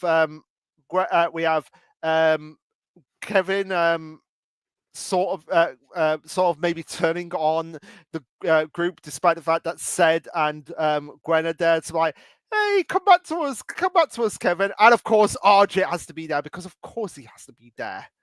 He always has to be there. He was involved with the Rooters. Yeah, but at the same time, it's like, RJ, can't you just go away for 5 minutes? But yeah, we also get the return of Kevin Chimera. I still love saying that. I still love calling Kevin that whenever he turns into multiple aliens. I still love calling him Kevin Chimera. Yep. We actually kind of see in the entirety of Weapon 11, we see two different mutations. One mutation of Kevin involving back when he was 12, and the rooters were just starting up, that had Ben's aliens out.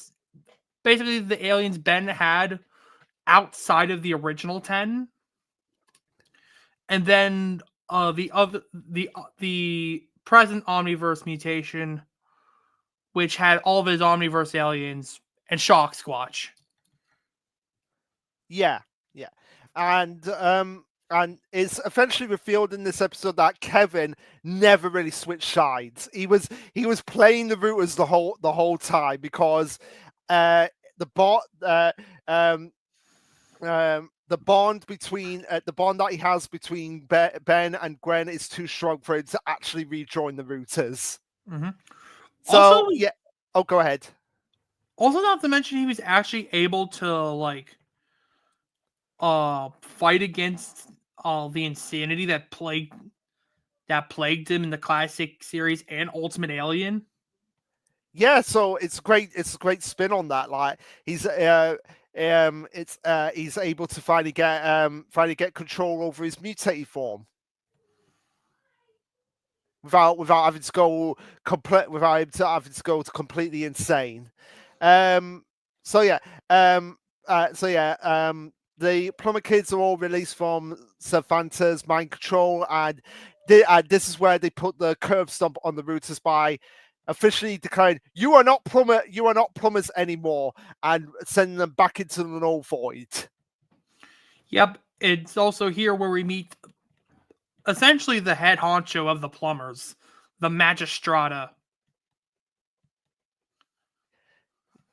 Mm-hmm. Yeah, the Magistrate. Yeah, who is I was trying to find the note that I had on them. Yeah, I do love the fact that their nickname is Maggie as well. Yeah. Yeah. So yeah, that is pretty cool. So if so is it so is the Magistrata like the female name for like the head of the plumbers? Yeah, the male name is the Magistratus. All right. Oh, cool. Because doesn't Max become like the head of the plumbers in the future? Isn't Yeah, he becomes the Magistratus. yeah, which again, good on you, Max, for getting that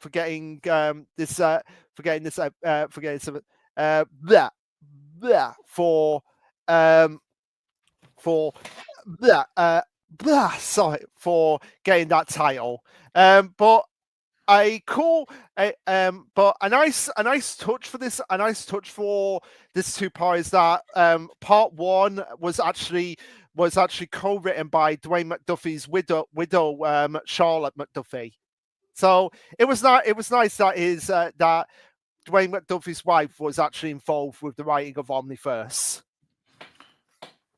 Yeah, in fact, she was involved with the series, like I think as far back as Alien Force. Yeah, she wrote Alone Together, Unearthed, Don't Fear the Reaper, and Primus from Alien Force. Shame.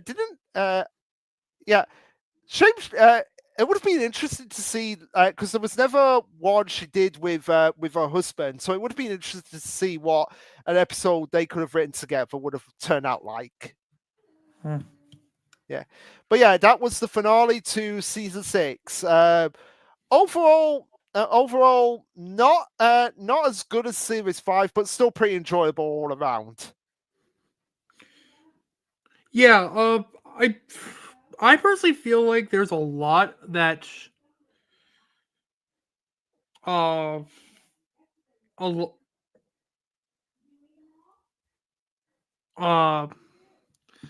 that I feel like this was a very ambitious season. And especially with the rooters.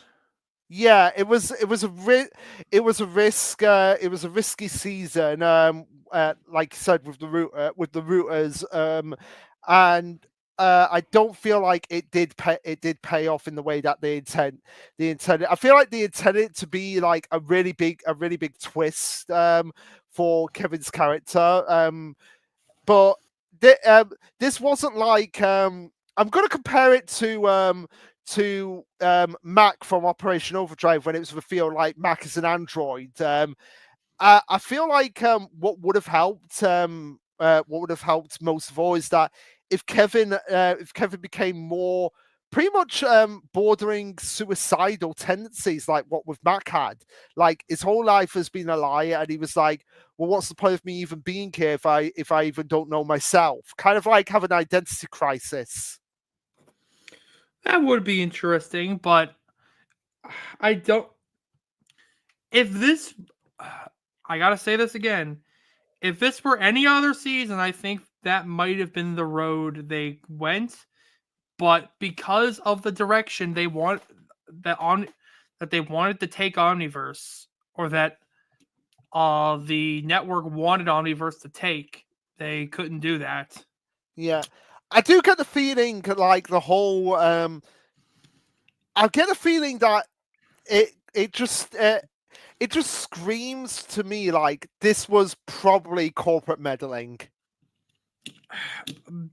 Ben 10 has quite generally had a bad history with corporate meddling. Yeah, considering the writer, the writer of this episode, Len, the writer of that episode, Len Unley, has been involved since Alien Force. So and has actually written some pretty good episodes. Like he wrote the episode that introduces Wrath. So, so I get the feeling that it just feels like he wrote the episode, but then the higher ups were like, you need to add this in for Kevin.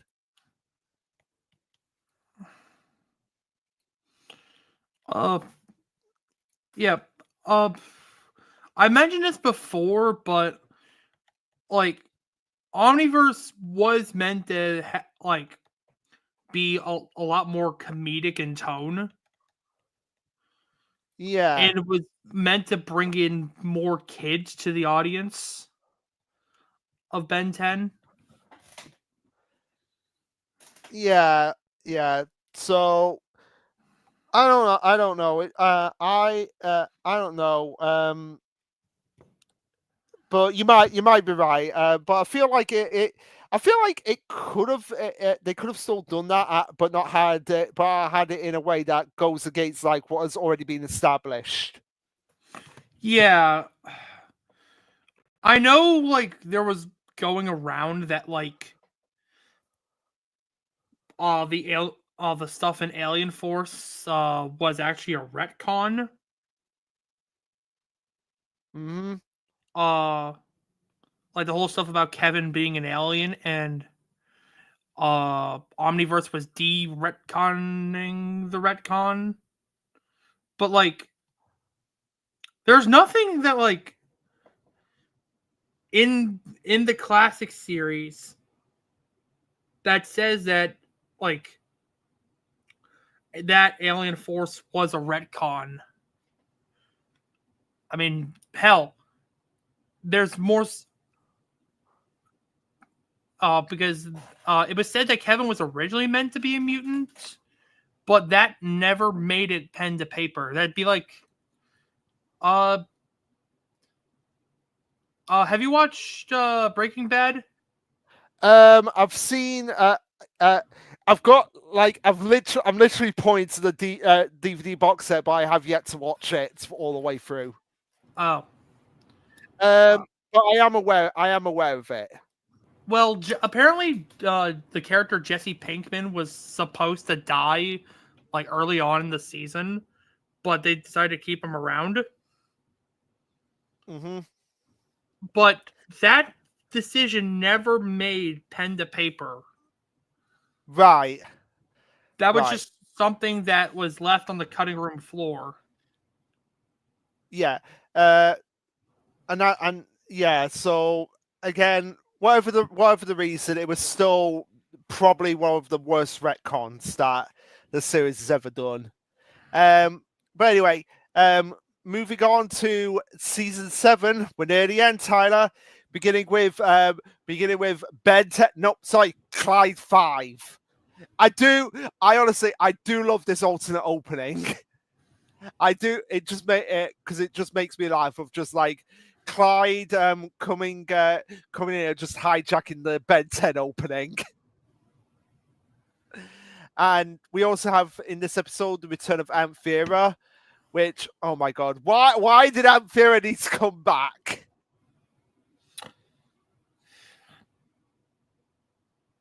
Why not? Yeah, but with Clyde, who is another relative of Ben, his country cousin. So this begs the question: who is Clyde's mother?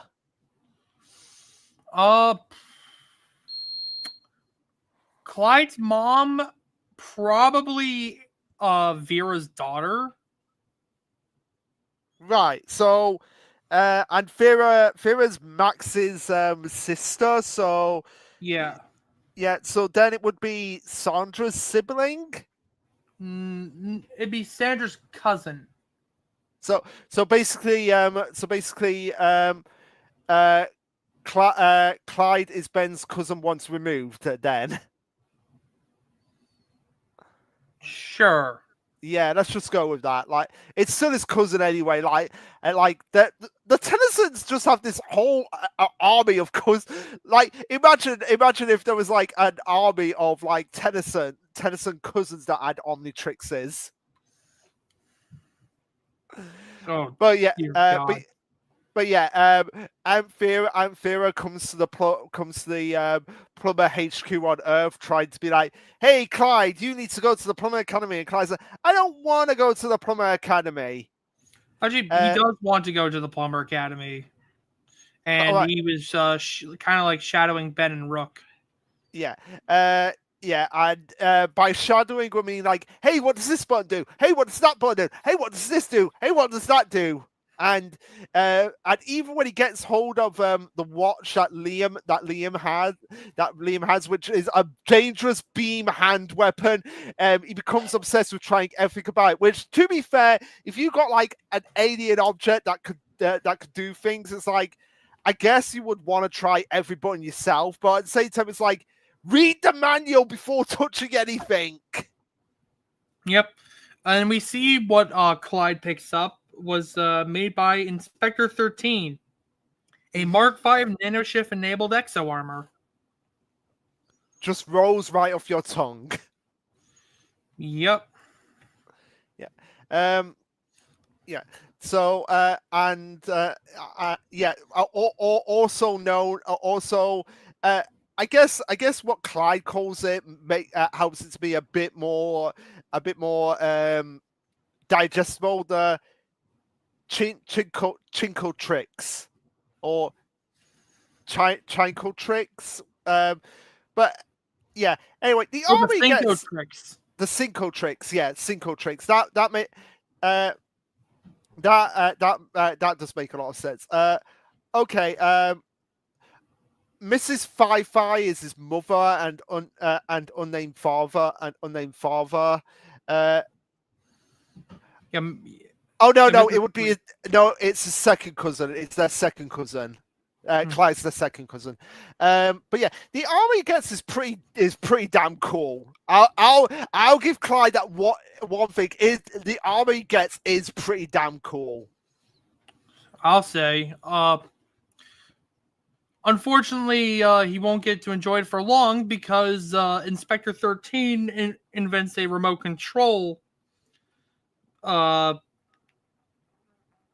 to manipulate the exo armor. Yeah.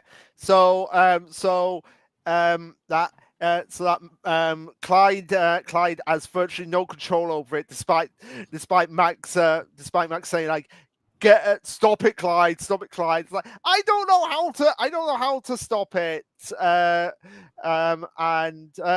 the end of the episode, because Max has been so focused on work, he's like, Vera, just go away. It's like, I'm not a child anymore.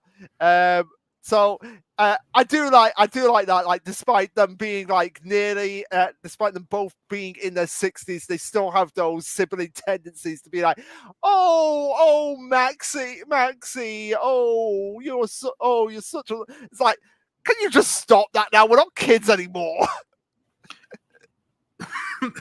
Oh yeah, and there's also a Thunder Pig who thinks Clyde's a wizard because he's able to subdue Liam. Yes, I love that. And yeah, by the end of the episode, Ben compliments Clyde for his actions because Clyde is able to put Liam to sleep with the armor, and Vera's just like, yeah, I'm sorry, I shouldn't treat you like a kid anymore, Max. Yeah, this is where Clyde obviously decides, like, hey, I'm going to the Plumber Academy to learn cool moves like Rook, and he's keeping his Cinco tricks as he'll need it just in case. But of course, we'll never see Clyde again. And this time we actually mean it. Yeah, we actually mean it. We're like, never again. But yeah, Clyde as a character is like, no. He's a big fish in a small pond. Mm-hmm. Yeah. But now we're moving on to the far more interesting episode, Rook Tales. Because seriously, you had to do it. So yeah, this is the classic old versus new, the mentor versus the student episode, because we have Rook going up against his former teacher, who is very traditional. He is like you want to talk about like most ultimate traditionalist, never can grasp anything new. Look no further than Kundo,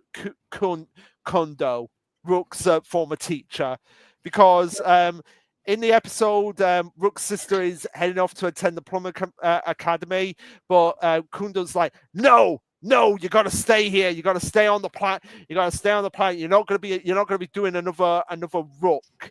To the point that not only Kudon is like, okay, if you're going, then I'm going to force you back by stowing away on the ship. But also, Youngrun stows away as well, and this is where we also get introduced to one of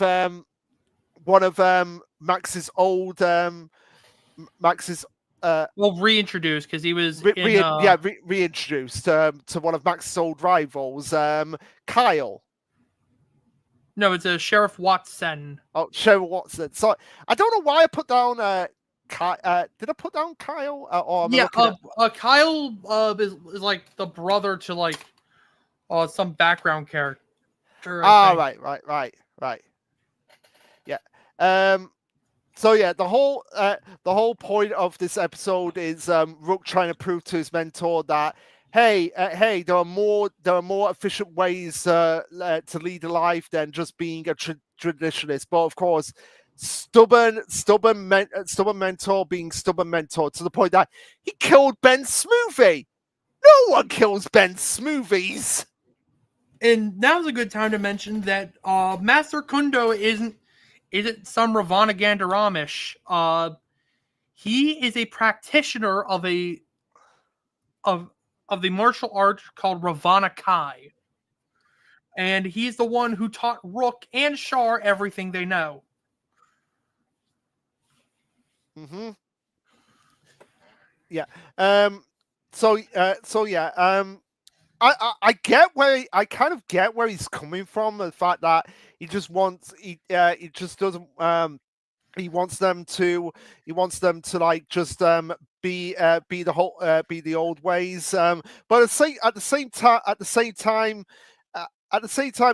um, at the same time, it's like surely you should listen to your students' point of view. Like, you get the feeling that Kudon has not been off the planet all that much. Until Rook left, nobody had been off world. Yeah, it was seen as taboo. Yeah. So you would think that whenever Rook comes back, to the planet and just sees like, hey, I'm doing well for myself. I've made new friends out there. So we've got a golden opportunity here. You'd think that there would be more people open to listening to Rook, because it's like he's living proof that he's living proof that it can be done. But nope. Kudon's like, no, we all no, our way or the highway or the highway, and to the point that like he hates technology, but he takes it one step further to the fact that I am gonna essentially kill people who don't agree with us. Yeah. Also as well, we cannot mention this episode without mentioning the obvious Pokemon reference when Max and Sheriff Watson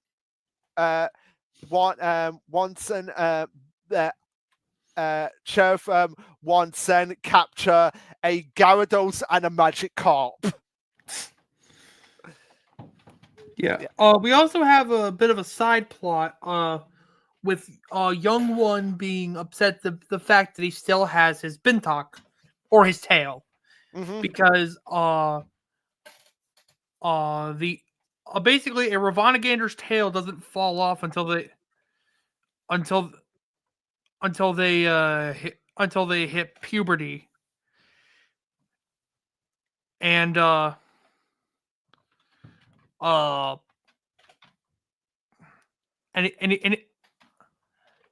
and despite being around that age, it still hasn't happened yet. Yeah, until the end of this episode, where he finally loses his tail and he gets to actually choose what his name is going to be, and he chooses, and probably like the biggest honor that Ben is going to get in his life, he chooses his name. He chooses to name himself Rook Ben after Ben himself. Yep, and it's also here where we learn that Ben actually has a grandfather named Ben. Well, a great-great-grandfather. Oh, yeah. Yeah, because Max's grandfather was called Ben. So I like to, again, this wants me to believe that the Max spin-off it's gonna have Max's grandfather showing up if we ever do get it. We get Ben Tennyson before we get Ben Tennyson as Max's grandfather version, see what he's like, and it would be pretty funny if he's a combination of Ben 10,000 as well as teenage Ben. Yeah, like he's a super badass, but he enjoys chili fries and a smoothie. So yeah, pretty good episode, and nice wrap up for Young One's character. I guess now we should just call him Rook Ben. Yeah. So pretty good character focus episode for all around. Yeah.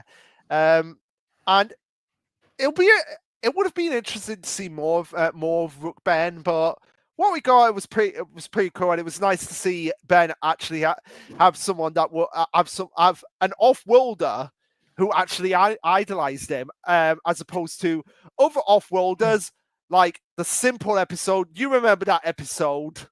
Yeah. Where that off-worlder asked Ben for help and then blamed him for everything by the end. Yeah. But anyway, episode 3 of season 7, Charm School. So this is where we get the return of Hex, who we haven't seen since the first series. Or no, he was in Alien Force and Ultimate Alien. But it's been a while. It's been a while since we've seen him.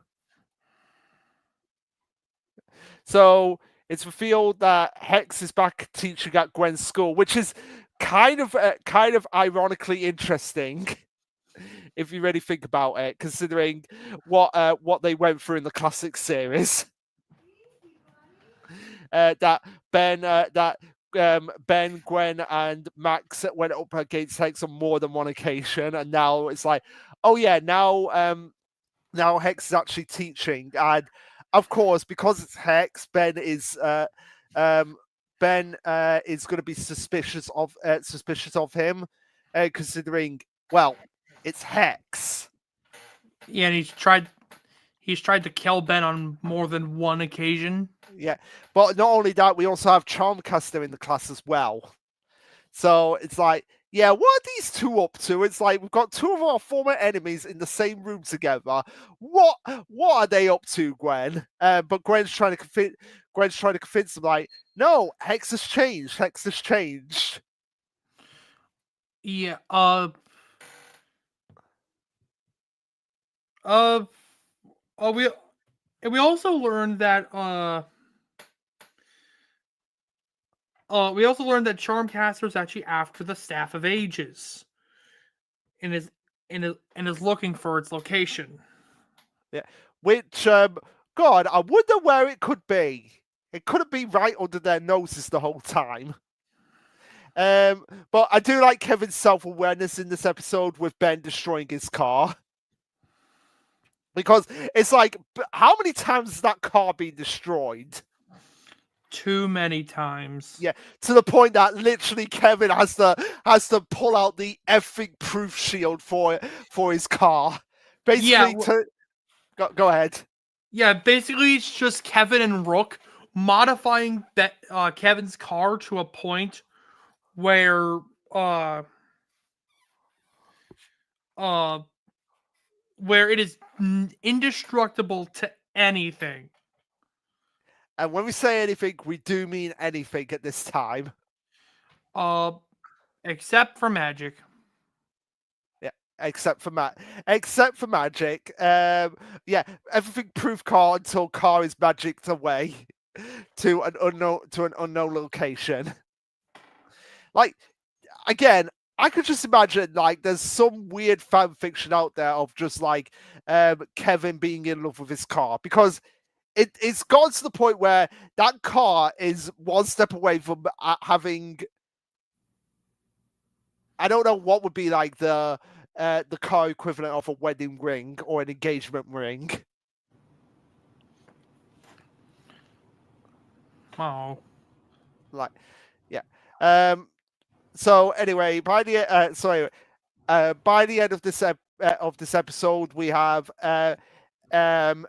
it being revealed, like, no, Hex really has turned over a new leaf and is just trying to have a new life, and it's turned into a totem by Charmcaster.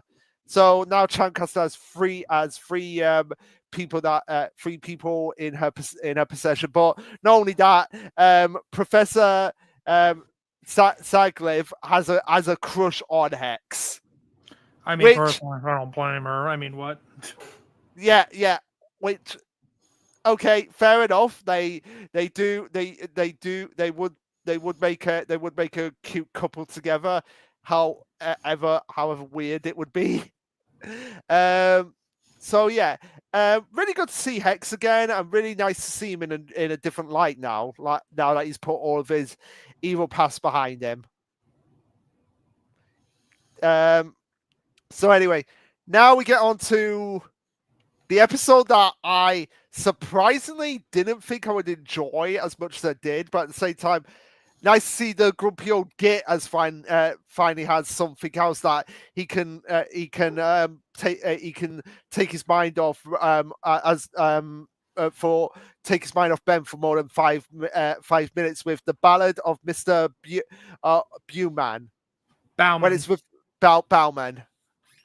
Bellman. So yeah, in this episode we get flashbacks with Ben and Mr. Bellman, or let's just call him Dennis and Mr. Wilson. It's like Dennis Tennyson.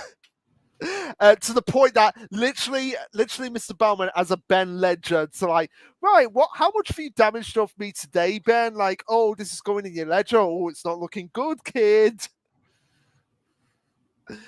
But this is where we feel that not only has Max been banging aliens since before Ben was born, but so has Mr. Bowman.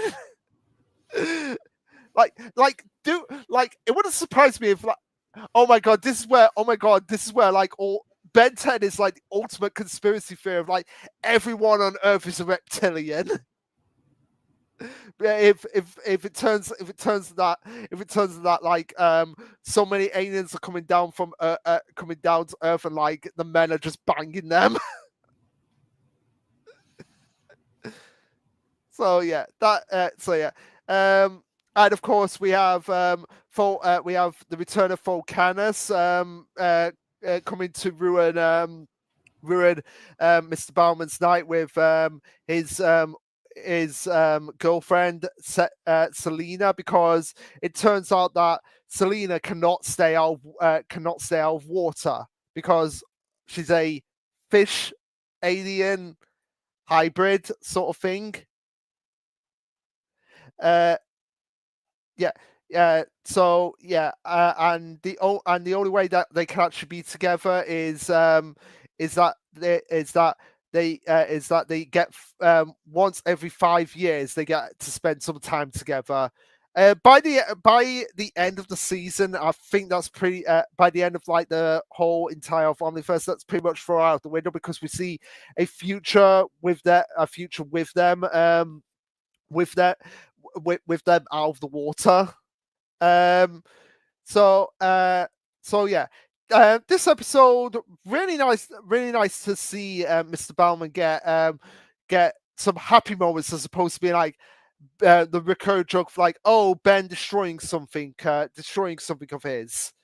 So really nice, thoughtful episode. So yeah, moving on to episode. What episode is it again? Is it episode 5? Fight at the museum, where we have the return of Kai, as well as Esther, because Kai is here, giving artifacts to a museum, and Ben's just like, oh, great museums, like, oh, boring. And this is where we get introduced to a new alien recurring character for the rest of the series, called Subdora, who is the love interest of Exoskull. So yeah, Exoskull finally got some love, which I didn't think it was something that I would need to see, but hey, here we are. Rhino guy meets with comedian girl. Who would have thunk it? And of course, we have Spanner returning this episode. They still have no idea what it is, who he is, and they still think it's actually Jimmy. But this is where we get the reveal of who Spanner actually is. But there is something else that's confusing here. It's like, why does it take Ben a long time to acknowledge Jimmy? Because Jimmy just stands there for a while in the background until Ben is just like, "Oh, hi, Jimmy, can you help us here?" So yeah, where this is where we find out like who Spanner actually is. He is actually Ben's son, because how do we know this? Because he says, he slips calling Ben dad. That's how you know, like, oh, yeah, he's Ben's son. And again, this is what we were saying about like how Spanner is kind of like a blank slate character, which is kind of a shame considering who he actually ends up being. Like he ends up being the son of Ben and Kai. And again, this was one of our, like we say, this was one of our major problems with Ben 10 Omniverse is that it's pretty much established that Ben ends up with Kai by the end of this episode. Like there's the Spanner Returns to the Future where Kai and Ben are married. Are married together with Spanner as their son, even though they don't realize it is their son at first. So yeah, we really could have used more of this build up between Ben and Kai, especially for the rest of the entire of Omniverse. They spend most of it arguing with each other, and it's like not every not every relationship needs to start off with people arguing all the time. It's like, yeah, that creates conflicts, but at the same time, it's like if you keep doing it every single episode, you're gonna wonder like, how on earth did these two ever get together? So yeah, an okayish episode, but at the same time, not one I'm entirely keen on. So anyway, moving on to episode 6, Breakpoint, where we where as Wildfire, Ben goes undercover with an alien crime syndicate run by Fish Tricks and it's tempted by their extreme lifestyle. So yeah, this is essentially the episode where Ben goes undercover to try and infiltrate Fish Tricks group, and we also in this episode get the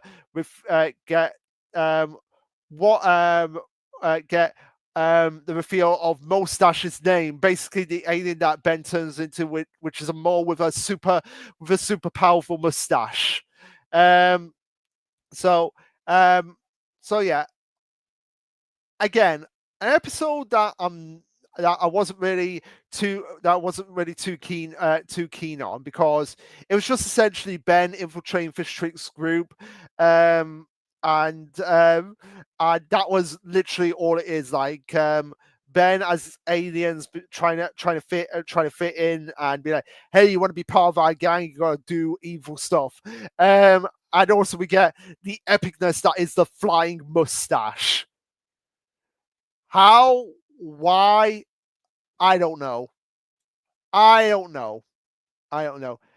anyway, now we're moving on to, I don't know, would this be my least favorite episode of Ben 10 Omniverse? Yeah, I think it might actually be. I think it might actually be my least favorite episode of Omniverse. The color of Monkey, because we have two of the worst characters. I don't care what the writers say about RJ. He is one of the worst characters in the whole of the Ben 10 franchise. But what's worse than one of the worst characters being in this episode, having him team up with another one of the worst characters, Simeon. Yes, this is the episode where we have Arjit taking on Simeon as a shady sidekick in a new business venture, which is Arjit's Security Inc., which is essentially Arjit providing security for anyone that can afford it. And yeah, yeah, and it's about and literally throughout the whole episode, Archer is like, hey, I don't trust you. Simeon's like, hey, I don't trust you, and I wouldn't trust Arjit with a pair of socks. That's how much I hate Arjit. I wouldn't trust him with a pair of socks. But I will say it was kind of funny to see Simeon pulling a techno drone on a leash and deliver it to Roger. Yeah, we have Roger in this episode who I believe this might actually be her first reappearance since Ultimate Alien. Yeah, first reappearance. So we had in one episode of Ultimate Alien, and now we're getting her back again. Again, it just seems like they're just throwing like every character that they can think of into Omniverse, especially since like we're going to be wrapping up soon because at the end of one of the last episodes we had the final boss of Alien Force, not Alien Force, of Omniverse, the one voiced by Mark Hamill, which was at the end of the fight of the museum, episode, Maltruant, who is voiced by the legendary Mark Hamill. So, and funny enough, Mark Hamill will be showing up when we get where we get to talking about Avatar, considering he's the voice of Fire Lord Osai. So it is pretty cool that we got Mark Hamill voicing one of the final villains of the classic of the original Ben 10 Prime timeline. That is pretty cool. And also the fact that he's a dark clockwork, that's also pretty cool as well. So yeah, anyway, really did not like the Color of Monkey. It was just RJ and Simeon being sneaky and being tricksters and being absolute pieces of crap. But still, it could be worse. We could have to deal with the Friedels. Why do we have to deal with the Friedels again?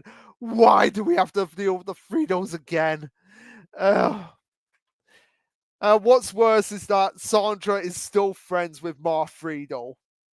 It's like, Sandra, do you know this? What's wrong with that? What's wrong with Sandra being friends with Marv Riedel? It's Marv Friedel, Tyler. It's Marv Friedel. Also, I did do the 3 episodes prior to getting to this one. I actually forgot I was muted. Oh right, you forgot. So what were you going to say about those episodes? It was you did Fight at the Museum, which yeah, I don't like the fact that they're forcing that Ben and Kai are destined to be together. Yeah, and I did mention that, especially when they constantly start fighting after this point in every moment that they can get their hands on. Yeah, but I do like Subdora and Exoskull. Oh yeah. They're a classic duel, and also as well we get Maltruance in this episode as well. Breakpoint was only okay. Same thing with Color of Monkey. I really don't like Color of Monkey just for the fact that it's RJ and Simeon, 2 of the worst characters in the franchise together. I think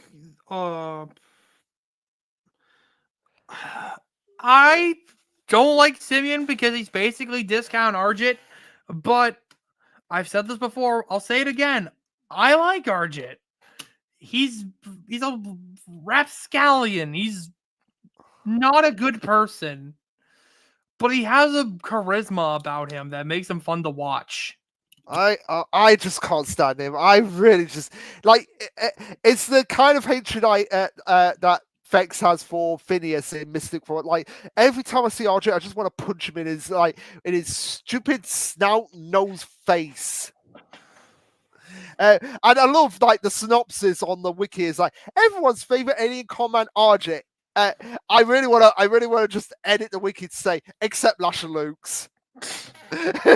Except Lash and Luke. But yeah, seriously, did we really need the family drama of the Friedels? Did we honestly need the family drama of the Friedels? If it makes you feel better, this is the last time we're going to be seeing the Friedels. Yeah, The only fun thing I can find about the Fritos is that they're all named after shapes. Like the Fritos, like one of the Fritos sisters is Isosceles right triangle Frito.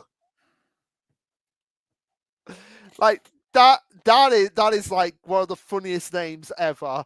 But yeah, the Marfredo episode, like literally my first note for this is why MCA. MCA. Also, why is Phil Gax in this episode as well? Like, what is the point of him? Remember Mauve Riedel's the same person that made Vilgax cry? Oh god, yeah. Like, is that ever explained? Like, what did Marfredo do to make Phil Guts cry? It's never explained.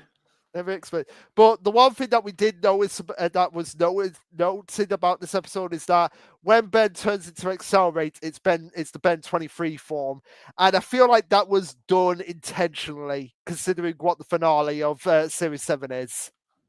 Or like, they accidentally got some of the animation stuffs mixed up. No, I think it was done intentionally because it seems like way too much of a coincidence. Like the episode right after the Free Dawn episode is the finale of Series 7 when it's a mad Ben world part 1 and 2, and we do get the return of Ben 23.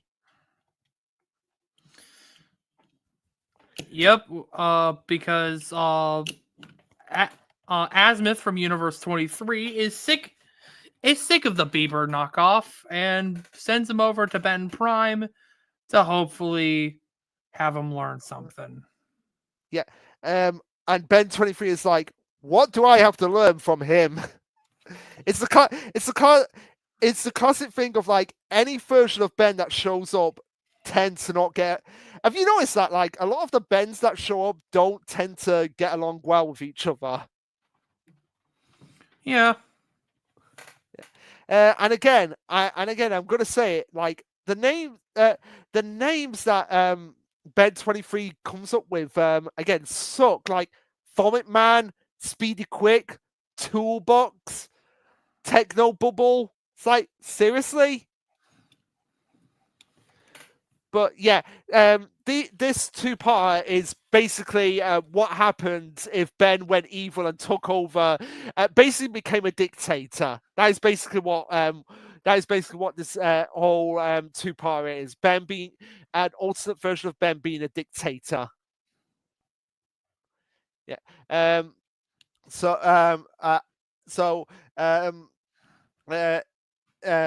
Who is called Mad Ben, who we did see first in the last Ben multi-part of Ben crossover. So it was cool to see him here and to see him in all his glory. And it was nice to see a different side, a different version of Rook here, of like how Rook in a mad world would actually act. Hmm. Yeah. Also as well, Mad. Oh my god! I finally got it. I've just finally got it. It's a mad Ben world. It's a desert world. Mad Ben has an Australian. It's Mad Max. It's Mad Max. I'm surprised you haven't gotten that sooner. I only just realised that because of the fact that he had an Australian accent. So that's where it clicked with me. But yeah. So at the beginning of the episode, that both Ben and Ben 23 are playing Sumo Slammer to the point that a lot of rubbish and trash is piled up. It's like, how long have they been playing Sumo Slammer for it to get that piled up? A lot. Yeah. But also in this episode, it's kind of the episode where Ben has to team up with Siphon. Was it Siphon? No, Dr. Psychobos. Dr. Psychobos. Because it turns out that Dr. Psychobos is working with Maltruant, but he ends up getting stuck with Ben and Ben 23. So it's like, okay, we don't want to be in this situation, but we have to be in this situation. And to be fair, they do work well as a team under the circumstances. And another, okay, I will admit Ben's 23 name for Humongousaur is an okayish name. Dino Mighty. That is an okay name. I concur. Yeah. So we have Clockwork fusing with Techno Bubble, who is Upgrade to create, which gives them a blue color scheme, which is a pretty interesting color scheme for Clockwork. Like, I don't know, what do you think of like the blue Clockwork color scheme? I like the blue Clockwork. Yeah. Yeah, so it turns out that all of this is just a ploy for Maltruant to be restarting the Time War, which has been referenced a few times in Omniverse, but now we're finally actually going to get into it. And of course, we can't talk about this episode without talking about the Wyatt Derek Crane. Obvious reference to one of the writers of Omniverse. Yep. Well, our director actually. Our art director, which didn't he pass away recently? Yeah, he passed away in 2021. Yeah, rest in peace, Derek Wyatt. Mm-hmm. Yeah. So anyway, by the end of the two-parter, Mad Rook turns on Mad Ben, and Psychobos tries and fails to destroy the Omnitrix, and Mad Ben is arrested. So everything all works out for the Mad Dimension. Yep. So, yeah, that is the end of season 7. I would say this is probably a step up from season 6, but I wouldn't say it's on par with season 5.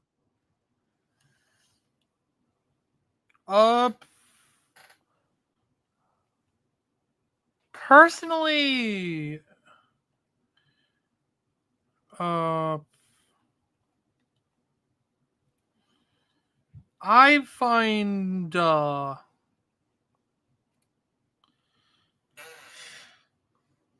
season 7 kind of okay, because like aside from the Mad Ben world,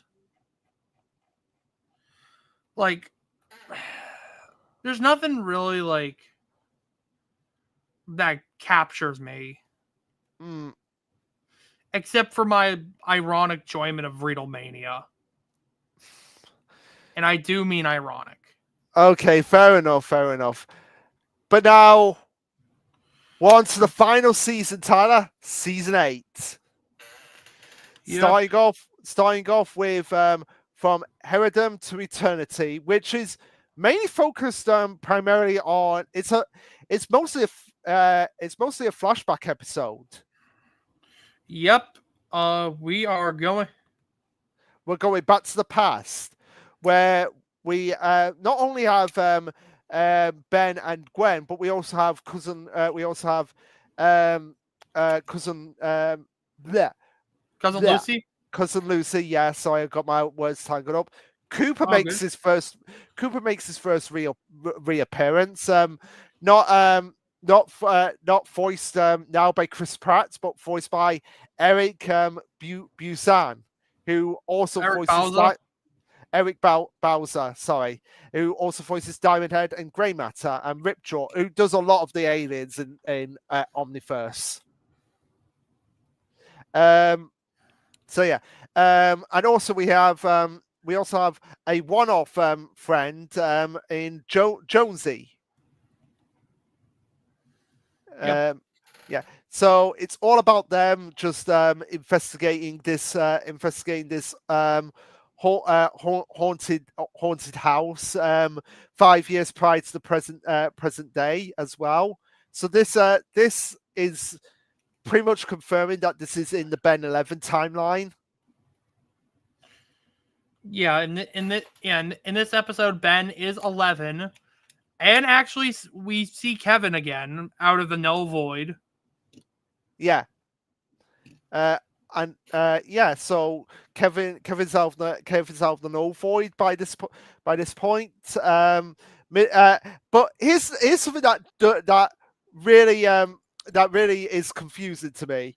I mean, I guess it kind of works, but Mr. Bellman doesn't believe in ghosts, despite the fact it's scary. Despite the fact he's seen aliens, like he knows aliens exist. He doesn't believe in ghosts.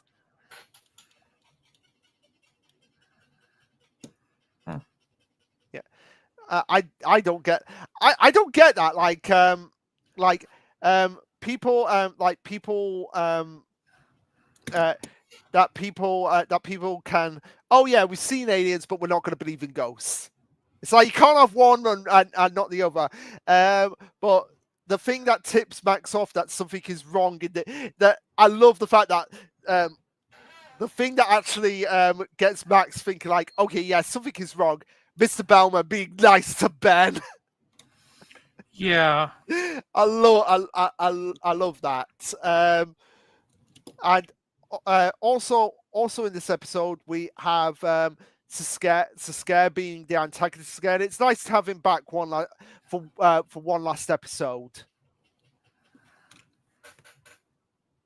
It's kind of like tease for what's to come, because it turns out that he's the one behind all the events that are going on in the spooky house, because of course it's him. It's Sasuke. It's Sasuke. And of course, Ben is able to defeat him by the end of the episode, and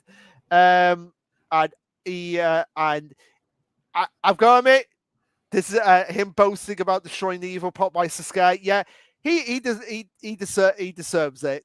And this is where we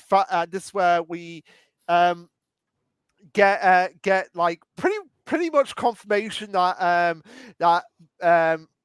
foreshadowing that Gwen and Kevin actually have a thing for each other. Which again obviously comes into play when they become teenagers. So yeah, really honestly, aside from seeing Scare again, I see Cooper again, and also getting more of seeing Ben 11 and Kevin 11 and Gwen 11. I don't really Kevin's have more. 12. Oh, Kevin's 12. Oh yeah, Kevin's a year older than them. But I really don't have many other notes for this episode. Yeah. Now with the next episode, Stuck on You, we have the introduction of a new main character 9 episodes before the end of the series. Yeah. What in the form of Skirt, who is this parasitic goop-like alien who sticks to Ben's Omnitrix, who initially is working for Kaiba, but then joins forces with Ben after Kaiba goes berserk and turns into Raptor Kaiba. So the whole thing with Skirt is that he confused himself with the aliens that Ben turns into to give him essentially a power boost. Yeah. What do you think of Skirt as a character? Let's be honest. Skirt is a gimmick to sell toys. He really is. He really is. He's one of those characters where you feel like, why was he added in here? He does feel like he does feel like the literal definition of a shoehorned in character. He exists to sell toys. He exists to sell toys, and that's his only purpose. Yeah, I mean, because he does have some funny quips, but overall, there's really nothing to the character. yeah. I mean, I do like what he does. What Scourge can do is he can like take some alien DNA from the Omnitrix and uh apply it to the situation. Yeah, that's that's a pretty cool thing about him, but that's really the only cool thing about him. Yeah. And really, honestly, this episode was just to like introduce him and get us to know, like, oh my god, he's going to be around for the rest of the series. Now, with episode 3, I've got to do. Let's do the time war again. And I do. The reason why I feel like I love this series a lot is because we get a lot of paradox in this series. Which you got. If you know me, you know I love paradox. I love it every time he shows up. In other news, sky's green, sky's blue, grass is green, and I like pizza. And Chris McLean is a douchebag. So yeah, they knew. I put. They knew what they were doing with this title. So yeah. One of my first note was Rook didn't turn into Kevin when talking about your ride being your ride. No. This was it. No, I know what this note was about, because Rook's bike gets destroyed and stuff. My bike, and I was like, Rook, you're turning into Kevin when you say that, because it's like that's kind of something Kevin would say. About his car. My ride. So my question for this. Did Exoskeleton, did Exoskull and Subdoor do it?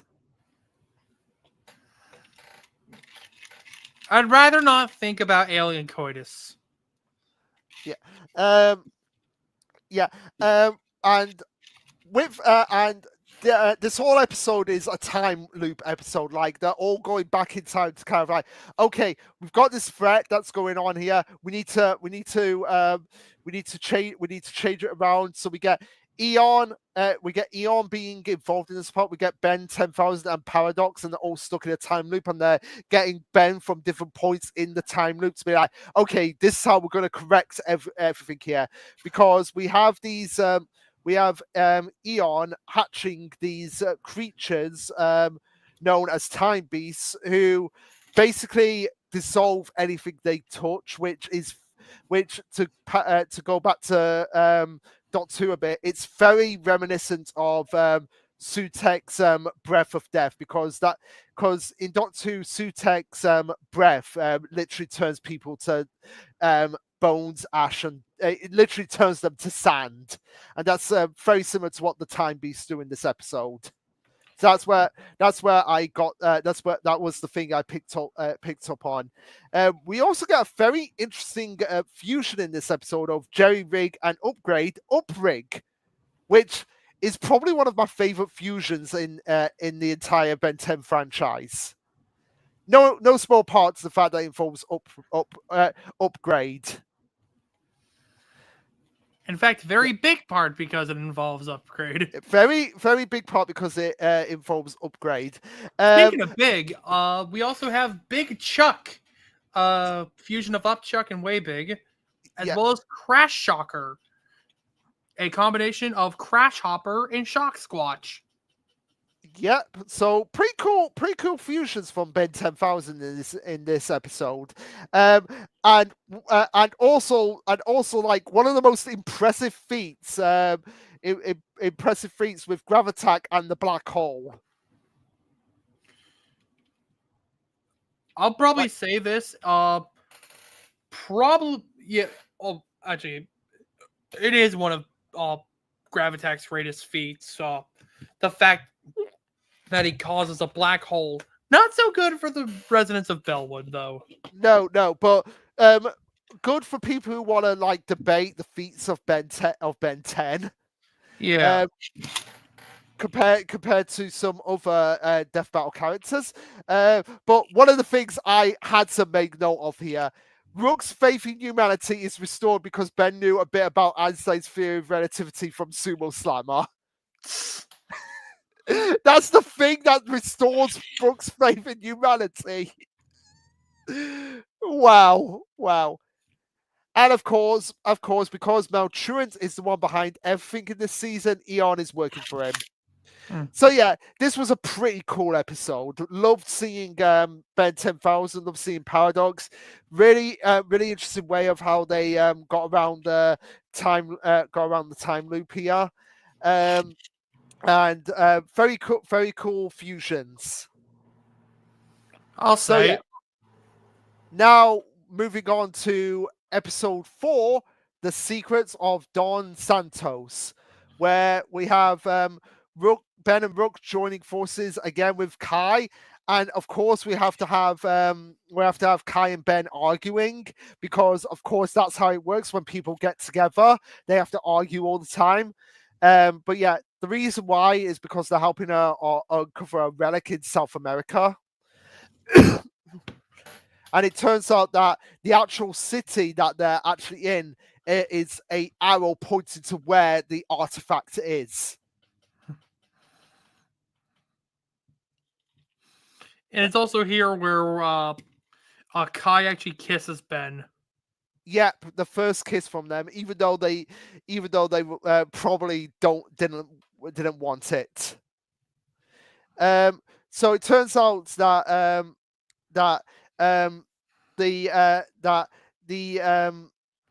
the artifact is being protected by a guardian temple. It turns out to be a Galvin that Paradox actually put there.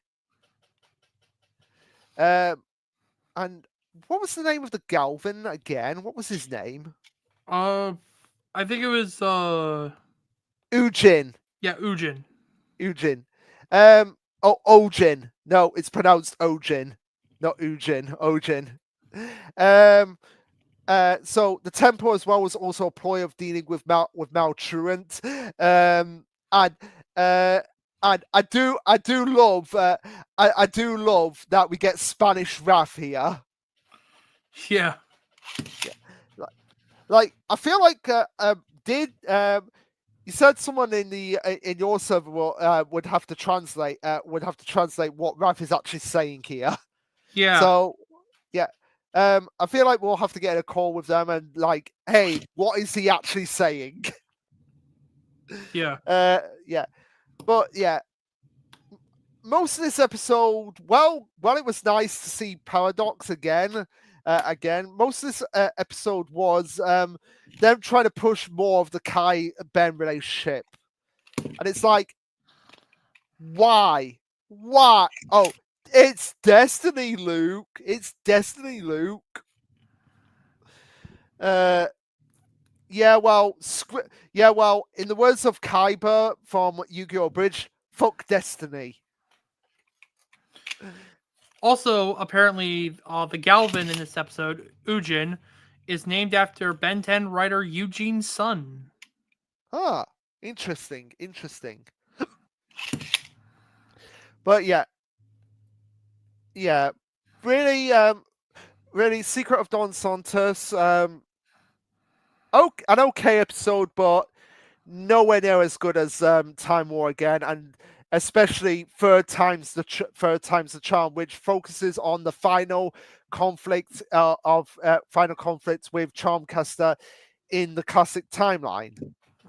Because I alluded to earlier in the video that Charmcaster gets a fate worse than death, and yeah, this is the episode that it actually happens in, because the episode starts off with Lucky Girl finding a Minotaur. It turns out to be a one big Scooby-Doo reference, because I would have gone away with it if I had you for you meddling Lucky Girl. Also, Kevin's eyes in this episode sparkling. That is wrong on so many levels. Yeah. Yeah. Well, So, oh, go ahead. not to mention, we find out what happened to Kevin's car in uh in not third time's the charm. It's the Uh, last Charmcaster episode. yeah, Charmed, I'm sure. No, not that one. The other one. No, Hex School. Was it Hex? Where is it? Where is it? Where is it? Charm School. Charm School. Yeah, Charm School. Yeah, we Uh, find out where it actually went to. Yep, it ended up in Ledger Domain. Because of course it did, because it's Charmcaster. Um and Charmcaster practically pawns Gwen in this episode because it's like she's able to capture Gwen in one of her totems and put her in the pocket dimension where she has all the other characters that she's captured over the last few seasons. And also Charmcaster is looking for a wizard called Bitzel. Well, all throughout the episode, we see this janitor who's just walking around everywhere. And gee, I wonder who Bitzel is. It's Bazell. the Bazell. But serious, it's the janitor. It's the janitor because of course it is. But he And he's voiced by Tom Kenny. yeah, for which is pretty cool as well. But he tries to play it off as like I don't really know much magic. So pick a card, any card.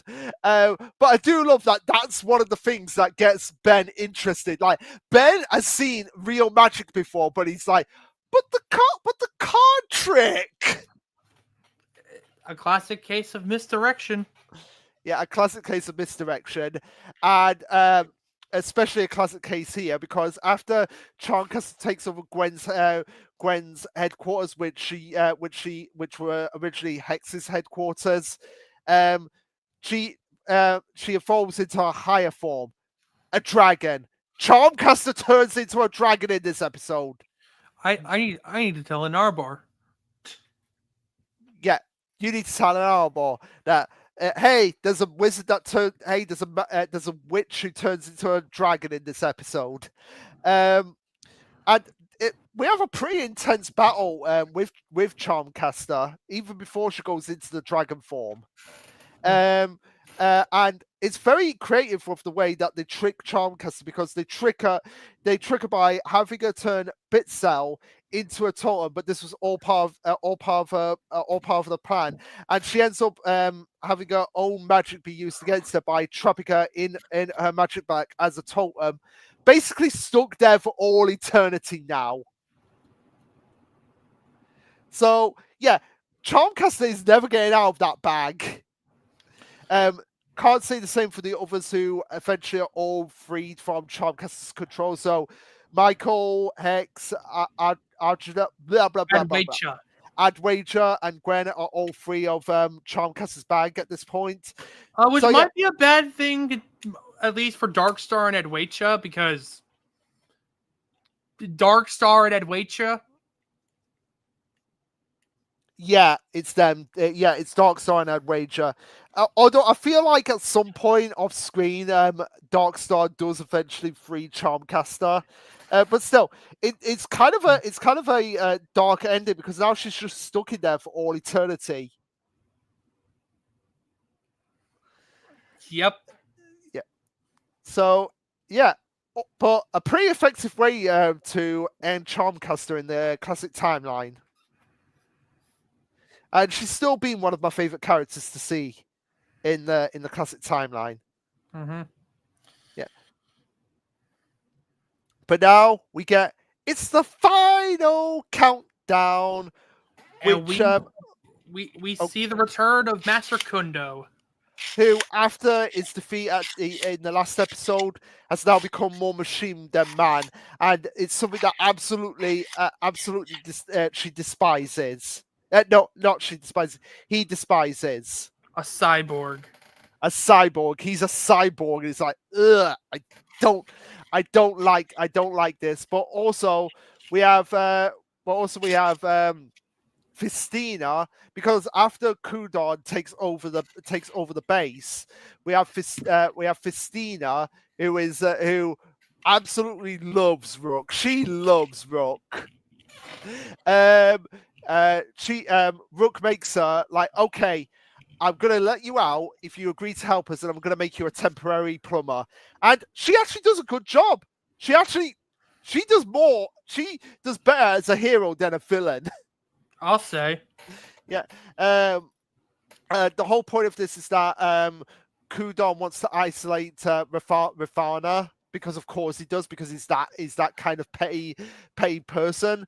Um, and he's gonna be like, if I have to deal with technology, I'm just gonna blow up the base. But it turns out that the base is now a spaceship, which is gonna end up in orbit by the end of the episode.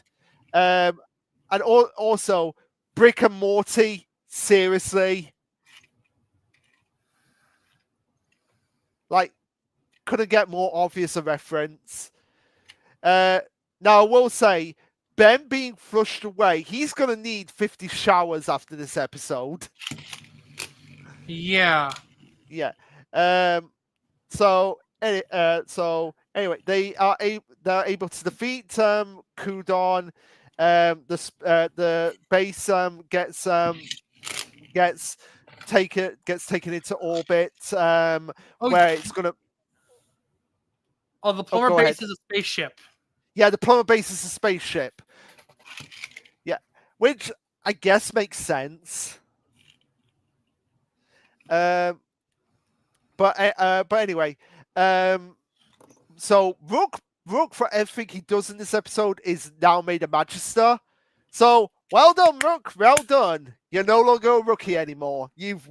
Honestly, Rook has more than earned his way to being a Magister. I'll say. Yeah, and Festina is going to become a proper plumber. Once she gets out, once she serves her time, she's going to be like, yeah, I'm going to be a hero. You think she would have gotten like a reduced sentence or like? I think she does. I think she does. I think she would do, like, maybe a week. Maybe a week more of community service, and she's like, "Yeah, you've done more than enough." And now she could become a proper plumber. Yeah. Too bad we won't see that. Yeah. But anyway, moving on to Malgak's attack, where we get the final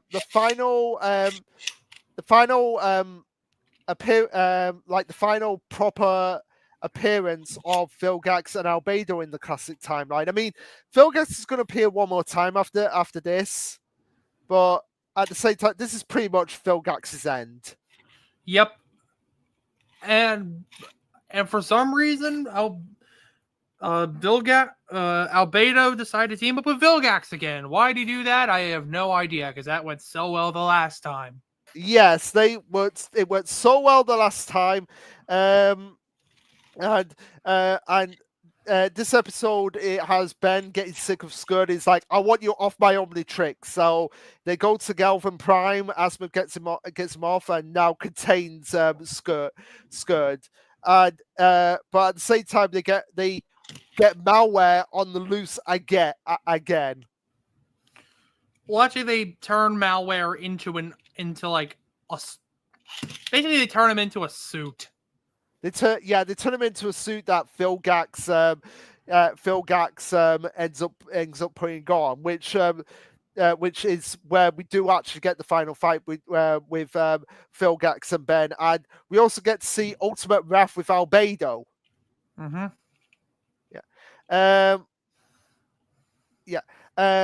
So and we also get an Asmith vaporized fake out, because let's be honest, Asmith getting vaporized, did they honestly think it would be that easy? Like, no, Asmith is one of the smartest beings in the universe. He would have backup plan for backup plan for backup plan. Yeah, and he also disables Albedo's Ultimatrix. Yeah, so now Albedo is permanently stuck as a clone of Ben 10. Also, as a little side story, there's a Galvin that Blue Kitchen Driva have a crush on, named Luli. Yeah, I did mention this, and by the end of the episode, she ends up choosing Dreambar as her boyfriend. But at the same time, Looney's cousin Duffy becomes Blue Kit's girlfriend. So it all works out for both of them. Yep. Yeah. But now I don't want to I don't want to imagine the idea of Galvin's getting on. We've got more important things to talk about, like questionable incest moments in the All most right. dangerous game show ever. This is like the most out of place episode in this entire section of the series. Well, let's start off with some interesting stuff. This episode was written by Yuri Lowenthal. Yeah, it's like Yuri Lowenthal. I can imagine Yuri Lowenthal looked at all of the fan shippings everywhere and was like, "Okay, we're putting them all in this episode." Because this episode starts off with Ben being part of a game show where I kid you not, every woman he knows fights for his affections. This includes his cousins, his mother, And his and great his aunt. great aunt.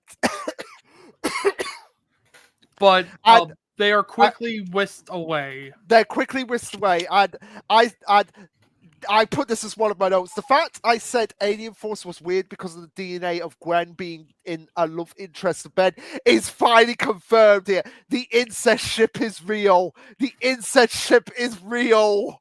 And gross. And gross. It's gross, but it's real. It's finally real. Canon confirmed. But again, thank God they called out the family members being here. But also Marfredo as well. Marfredo. Especially competing against her own daughter, Isosceles. Yeah, Isosceles. Like, what the hell? And also, we brought up, why is Zack Saturday's mom here? Oh yeah, there was Zack Saturday's mom, Julie, except she was just texting Hervé. Yeah, There you was can imagine Kai, that. You can Hester. imagine that Julie was one of those people who were like just texting. And it's also like, what the hell am I doing here? So one of the challenges that they have to go through here is they basically do hole in the wall. Yeah, they do hole in the wall, except I'm pretty sure the like walls are sentient. I think. I think they are sentient. Oh yeah, and the Gourmand Queen just vores them. Yeah, the Goron Queen just floors them.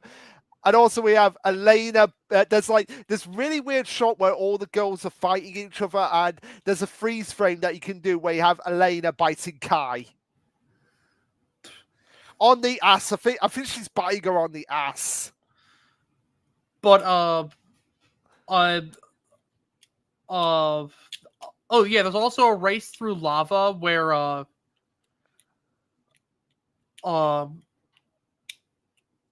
She-Worst actually gets the flag. And then they have to fight a slamworm. Yeah, then they have to fight a sandworm, and that's where everyone starts arguing with each other, and we get that really weird biting freeze frame. And when I saw the lava and they had to race through it, I literally said, Charles, the host of this episode, is turning into Chris McClane. He is legitimately Chris McClane in this episode. Because it's like, because Ben's like, hey, you can't change it's my show. I can change the rules however I want it. And it turns out that the losers go to the losers box, which it is revealed that they go into the null void. The losers box is the null void. Yep.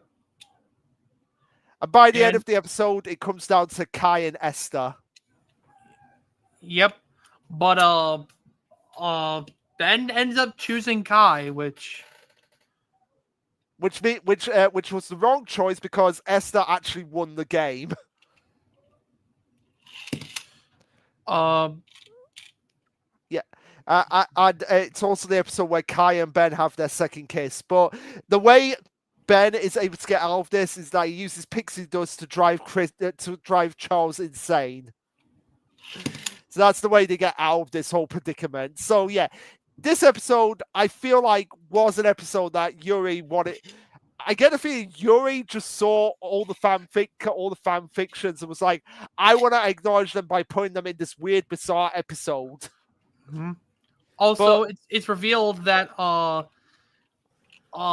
Esther is dating Sonny's, I guess now ex-boyfriend, Antonio. Antonio. Yeah, Sonny Esther's dating Antonio. Which, hey, good for him. Good for him. Mm-hmm. Yeah. So, yeah, a really bizarre episode. I mean, I laughed at it, but at the same time, it feels completely out of place. Yeah, this feels like it would have been more in place, like at a different point. Yeah. Also, it's kind of weird as well, considering the fact that this is the last appearance in the classic timeline of Gwen, Julie, Lucy, like basically all the females plus Max. This is this episode is the last appearance in the prime timeline of Max, and he's just there sitting watching the episode. It feels like this episode feels like a disservice to Max's character. Yeah, like, Max, Gwen, and Kevin should have been in the finale. They really should have been in the finale. They should have been. However, I could be wrong about this, but well, actually, I know because there was supposed to be a season 9 of Omniverse. Let me just. Was there supposed to be a season 9 of Omniverse? No, apparently it was never greenlit. They had ideas for it, but apparently it was never moved forward. Well, let me. Yeah. Uh, But somebody has done a fandom version of season 9 Nice. It's like the villain of season 9 would have been the Rooters. Their idea for the villains of season 9 would have been the Rooters and Dr. Psychobus again.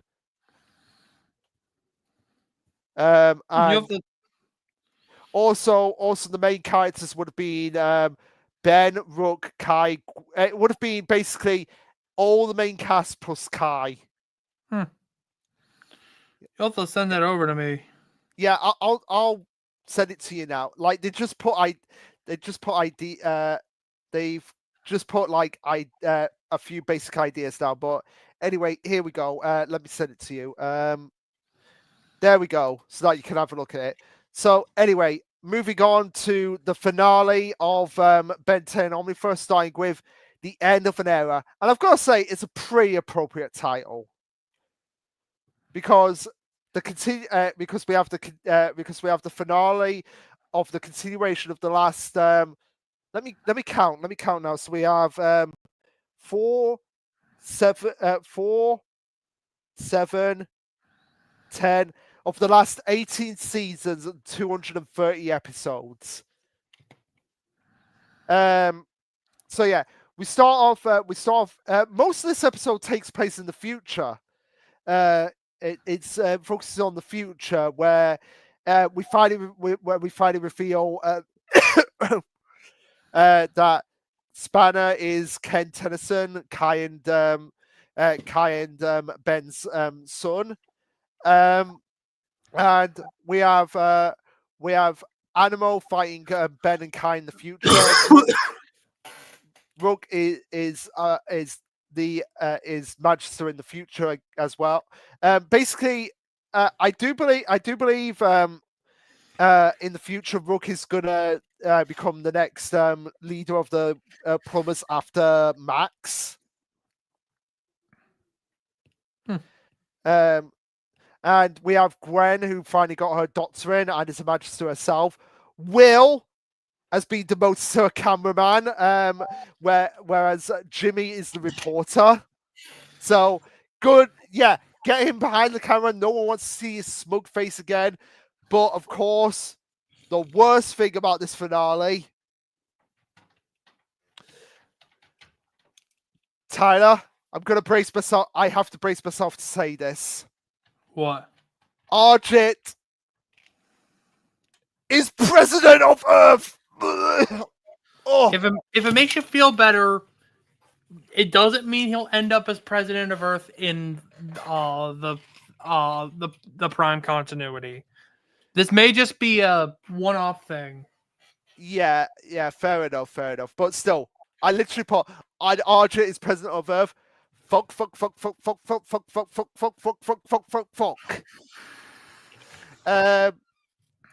So yeah.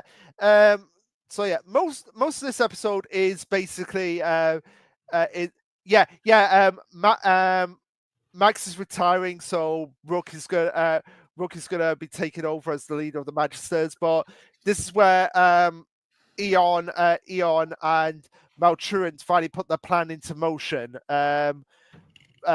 With them fighting in the future, and basically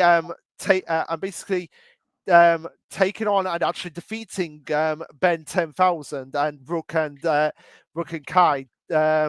to the because Maltruant combines the Anahalaga with a dwarf star to make it into a super powerful ultimate weapon where basically no one can touch him. And Eon arrives to give Maltruant is time chariot to basically send him back in time to mess with the reality of the entire Ben 10 prime timeline. So interesting.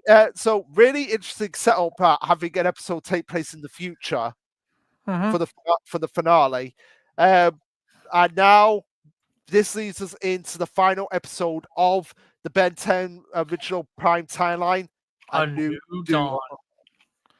And again, a very appropriate title.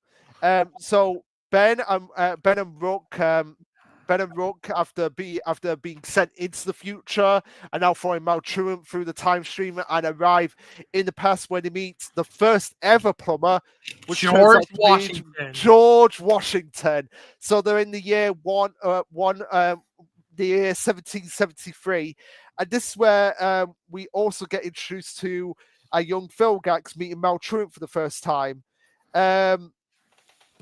But this is very interesting as well, because not only does Maltruant give Philgax a Chronosapien bomb, but also Ben inadvertently causes the time loop that starts the whole franchise, because because Philgax sees Ben with the Omnitrix in the past. It's like, I want that. I'm going to use that for my power. So it's kind of interesting how this whole time loop begins with Ben.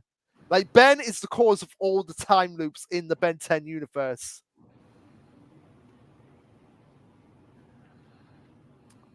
And so after all of this, Ben and Rook go back to the beginning of creation, where they meet where they actually meet the